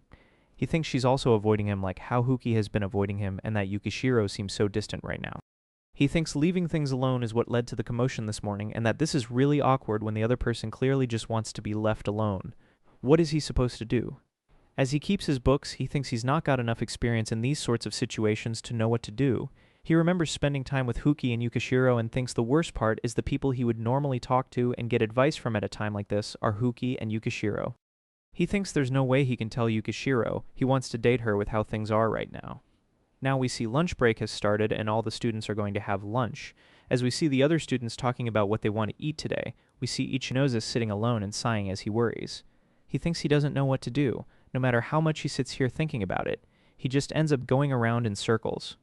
He gets more stressed as he thinks all of this is because he spent his entire life only ever interacting with Hanabi and calls himself pathetic. As he has his head in his arms and worrying about what to do, some girls look at him and say, "What's wrong with him?" He hears them and feels worse and more awkward. Suddenly, he hears someone call out to him and he turns back to see who it is. We see it's Aihara and Minaguchi waving at him with big cheerful smiles on their faces. They come toward him and stand behind him, leaning on the bench he's sitting on. Aihara asks what's wrong and why he's sitting out here all alone. He looks at them and thinks both of them have started coming over to talk to him a lot more now since they realize he doesn't really socialize with anyone else besides Huki and Yukishiro. They are the classmates he talks to the most. Aihara asks if he's had lunch already and if he managed to get something yet. Ichinose tells him he didn't have anything yet. Suddenly, with a big smile on her face, Minaguchi surprises him with a bunch of sandwiches in her hand and tells him they figured he didn't have anything yet. So they bought one of every sandwich from the cafeteria and asks him to pick whichever one he likes. They both sit next to Ichinose as they excuse themselves. With sparkles in her eyes, she tells Ichinose to eat up. He thanks her and starts eating the sandwich. As Ichinose is eating, Aihara tells him to just listen to them while he's doing this. Suddenly, he asks Ichinose if there's something that's worrying him. Hearing this suddenly surprises Ichinose. Aihara continues, asking if it's something to do with Huki, and he's seen that recently they both haven't seemed the same together. He continues, telling him maybe there's something they can do to help and tells him he can talk to them anytime. Minaguchi also nods and agrees with Ihara. Ishinose hesitates at first, thinking he does usually talk to both of them quite a bit, and wonders if it's really okay to ask for their opinion. He thinks a bit more and wonders how these two even knew he was sitting here by himself and worrying about something. Ihara suddenly speaks and tells Ishinose he heard Huuki saying he collapsed today because of lack of sleep and asks Ishinose if he and Huuki fought or something. As Ishinose hesitantly replies, Minaguchi suddenly notices something. She suddenly jumps and apologizes to Ichinose, telling him they're not trying to force him to talk. It's just that Agawa, Ihara, and herself are all just really worried about him. Hearing this confuses him. He remembers Agawa and wonders why her name is being mentioned right now. He asks Minaguchi why she's bringing up Agawa's name out of the blue. She apologizes and tells him it was actually Agawa who came and told them he's sitting here by himself as he looked troubled. Minaguchi continues, saying Agawa looked worried as she said, "Something seems to be really bothering Ichinose. Would you mind checking on him?" And this is how this chapter ends. If you enjoyed this video, please consider liking the video and subscribing.